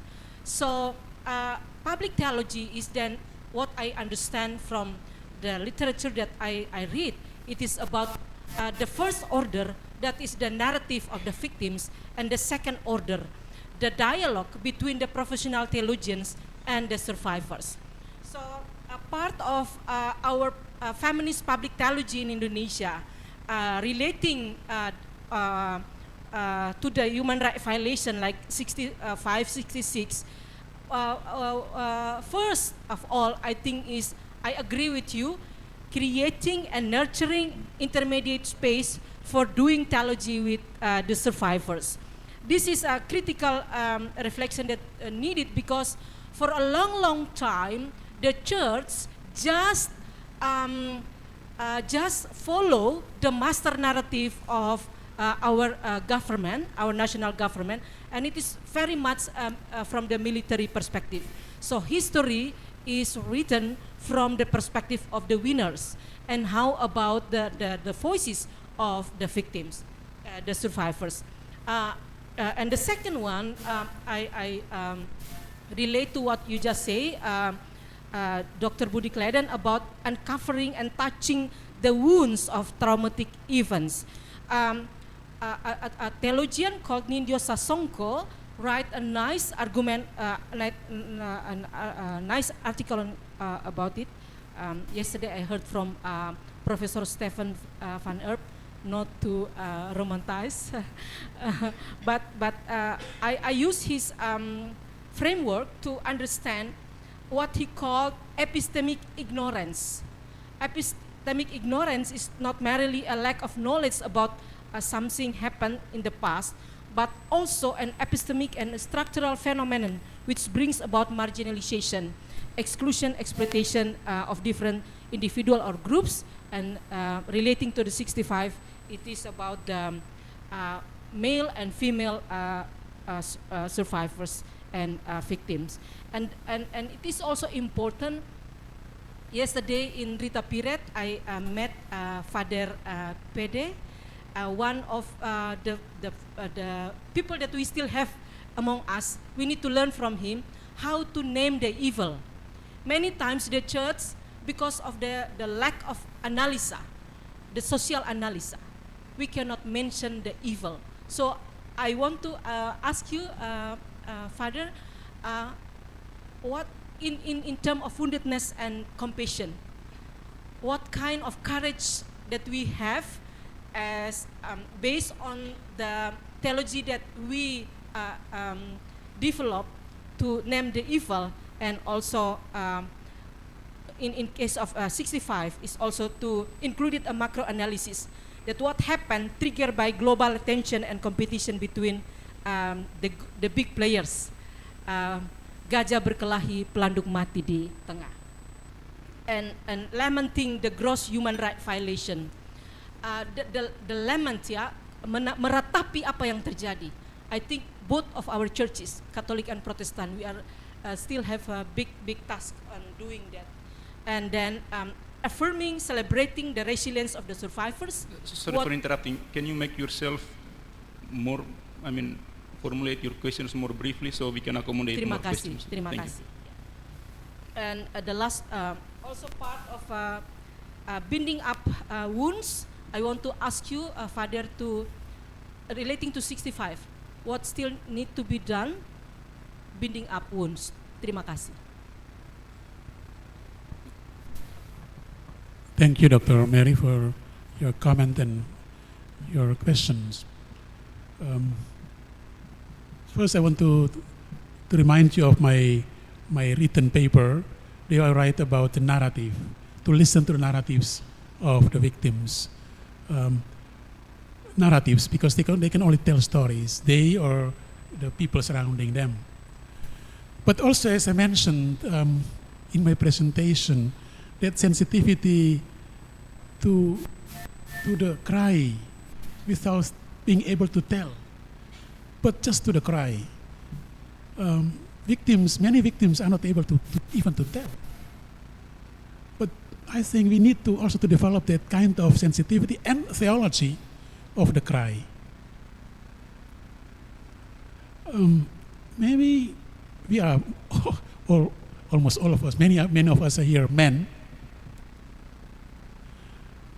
but we need to avoid doing theology just in a very strong male manner, and maybe giving more space to listen, to be sensitive to the cry. And I think that needs special approach. So that's first, the narratives, but at the same time, we need to be aware that not all victims are able to tell their stories. So therefore, that creativity and sensitivity to develop a theology of cry. The second is, I think these efforts to look back and to raise, to voice the suffering of the victims of this event in September 1965 and afterwards, can only be done as an interdisciplinary, ecumenical, and if possible also interreligious effort. We need to work together to look at that event with the honesty and courage to look at ourselves, what are our contribution, that the story, the event has been silenced up to now successfully. Willy mentioned about that theology I'm promoting Theologi terlibat, involving theology but also involved theology, meaning to ask ourselves how far we are involved in silencing people? I think that critical question should be raised. How much we are involved in that grand narrative designed by powerful people, maybe also now by powerful centers of the world, in silencing people. So that I think we have to start from that point. If we are able to ask ourselves, then we are also able to contribute in that interdisciplinary, ecumenical, or if possible, interreligious efforts. Thank you. So, Father Piche, can I kindly ask you to put your question as brief as possible? Yes. So we can accommodate more.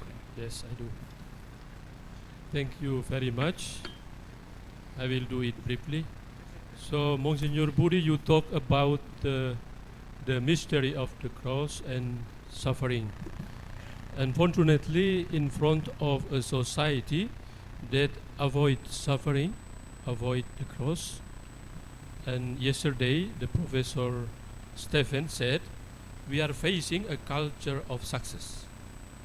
So my question, how to communicate our teaching in front of this situation and with which a common language? Thank you. I think first of all by pointing out at the consequences of this silence. Pointing out at the consequences of this silence. What are the consequences for us personally, for the church, for the religions, for our nation?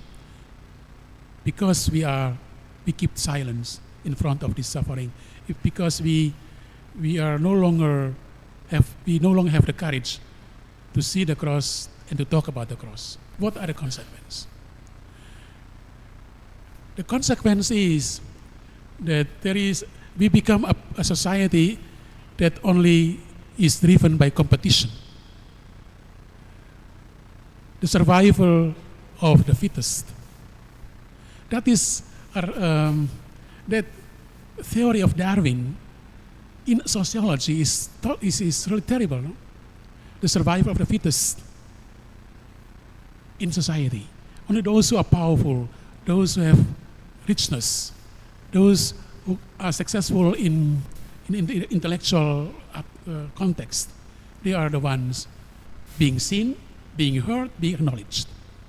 And the mass, those who are not successful, those who do not have access for internet, who cannot do who cannot make viral what's happening to them, what's about them? How many can make viral what is going on with them? Not many. So I think by pointing out that the consequence of silencing this reality of woundedness of cross, I think we can slowly open the eyes of the wider society to see, acknowledge, accept, and to deal with woundedness. And of course, the other way is by starting with ourselves in the church. How we are able to deal with the victims caused by our attitudes in the church. I think at least this we can start. But first of all, I think by pointing out the consequences, and then we start with ourselves.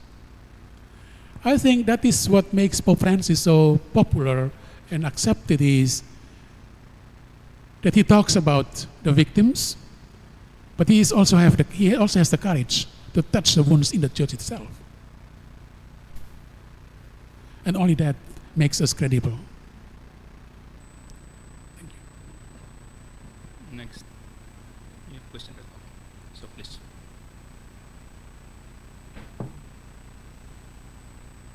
With the same request, put as briefly as possible. Thank you. Monsignor Budi, I wanted to say many people in our country were wounded. How about the theology reflection in politics condition, especially the powerful of Jokowi's style. Jokowi's face is compassion, but not in his political practice. According to me, is greedy of political power. His family and also cronies be given the power. How about your reflection about it? Politics in Indonesia are the same with kings of Firaun. How about your reflection or your opinion about political character in Indonesia? Thank you.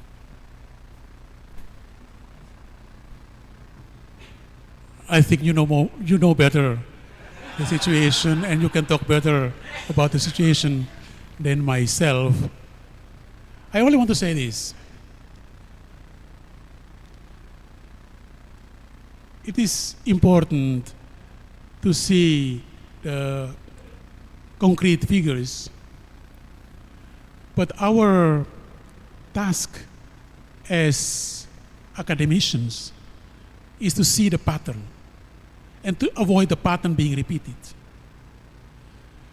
Not just to criticize somebody, but I think our capacity to theorize is to see the pattern. And that is the way to be able to avoid the same pattern being repeated. So focusing on somebody is okay as a starting point, but always to see that pattern. And I think that is a task of an intellectual, that is a task of an academic institute like this.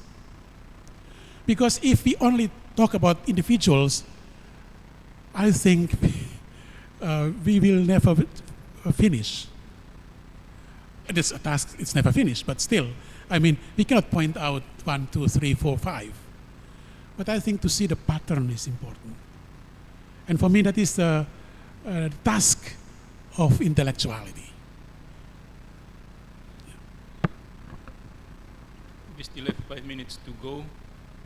I think it is enough time to accommodate only one more question. I noticed someone at the very back first. Oh yes, please. No, the other one. At the very back, please. Yeah. He raised his hand right from the beginning. With the same request, as brief as possible. Okay. We run out of time. Yes, I do. My name is Tony. We know, or some of us know, the well-known idiom of Anselmus Canterbury, Fides quaerens intellectum.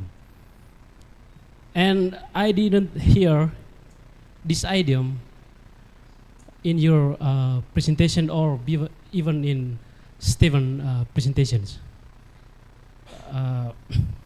Fides quaerens intellectum. Prior, John translated iman yang membahasakan diri. My question is public theology the kind of effort to seek understanding or to looking for understanding faith in the middle of poverty situation or secularism attack situation? In bahasa, apakah publik teologi atau teologi publik ini adalah sejenis usaha untuk membahasakan iman di tengah situasi kemiskinan dan gempuran sekularisme? Because according to me, Fides quaerens intellectum is ultimate paradigm atau paradigma utama of doing theology. Thank you.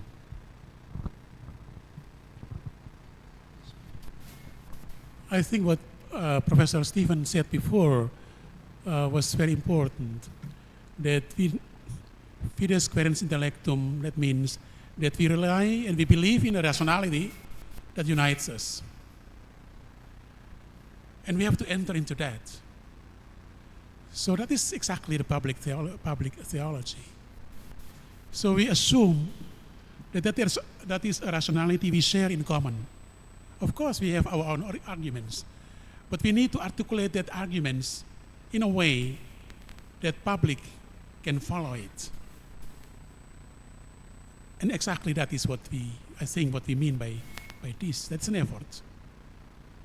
I want to remind what I mentioned in the conference 3 years ago. Nowadays, people are talking also about fides querens dialogam. In the midst of the conflicts between ideologies, our faith must be also a faith that seeks dialogue. Fides querens pacem. In the midst of wars, we need to develop a faith that is able to promote peace.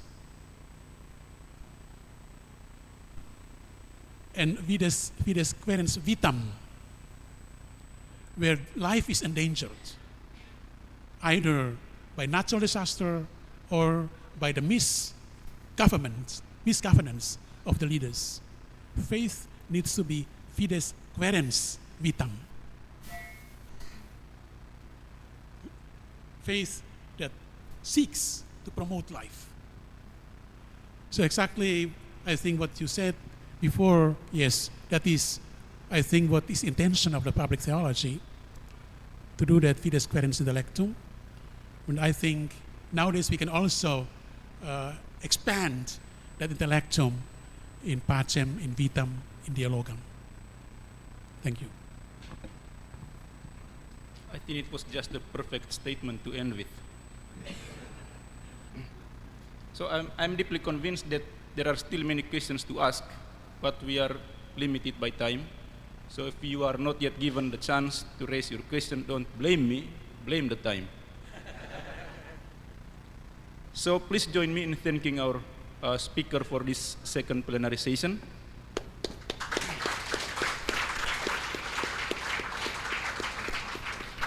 So thank you once again, Dr. Budi Kleden, for your presentation and for the discussion. After this, please remain seated. The event organizer want to hold little agenda right after this. So please remain on your seat.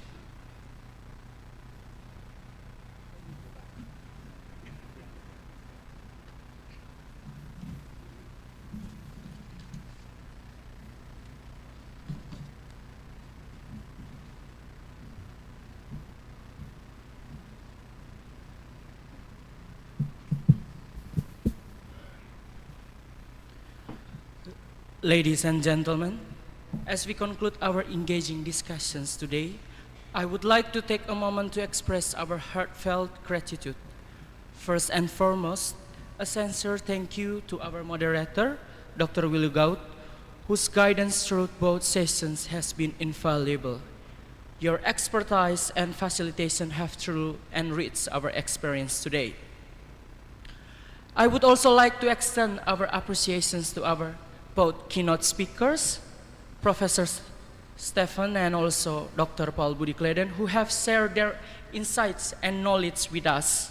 Your contribution have sparked meaningful dialogue and inspiration for all of us today. Once again, thank you so much. Let us give some big applause for three of them. Next, the committee will have some token of appreciations for the keynote speakers and moderator. And now we humbly require Pater Maximanu as our Vice Rector too to come forward for giving the token of appreciation for Professor Stephan, Dr. Budi Kleden, and the moderator, Dr. Willy Gaut. The moderator and keynote speaker may stand up in the front of this stage.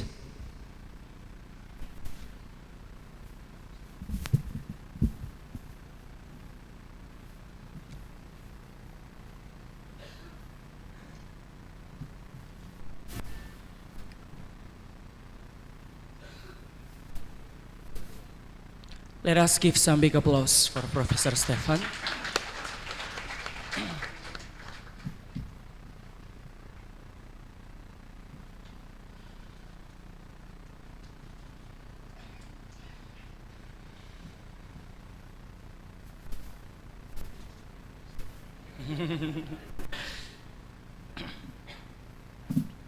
Okay, next, let us give some appreciation for Dr. Paul Budi Kleden.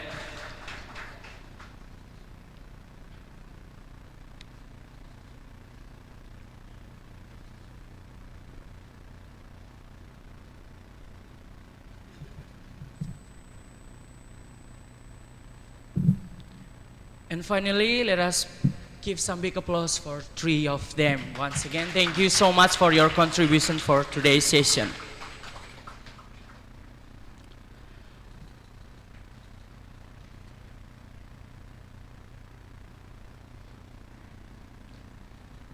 Thank you so much. Now, as we transition to the lunch, the main event, let us continue our conversations and reflect on the ideas shared on the lunchroom, absolutely. But before that, there are some announcements that we, as the committee, would like to inform. After this, we have some press conferences with all the keynote speakers. And then, don't forget, after we have lunch, we will have next discussions in every room that already divided. First room will be held in this room, and the others will be held at second floor. Once again, after lunch, we will have some other discussions at 3 p.m. At 3 p.m., and every group already divided, and the first room will be held in this room, and the others in the second floor. If you want more information about the room, you may ask the committee. Thank you so much and goodbye. Enjoy your meal.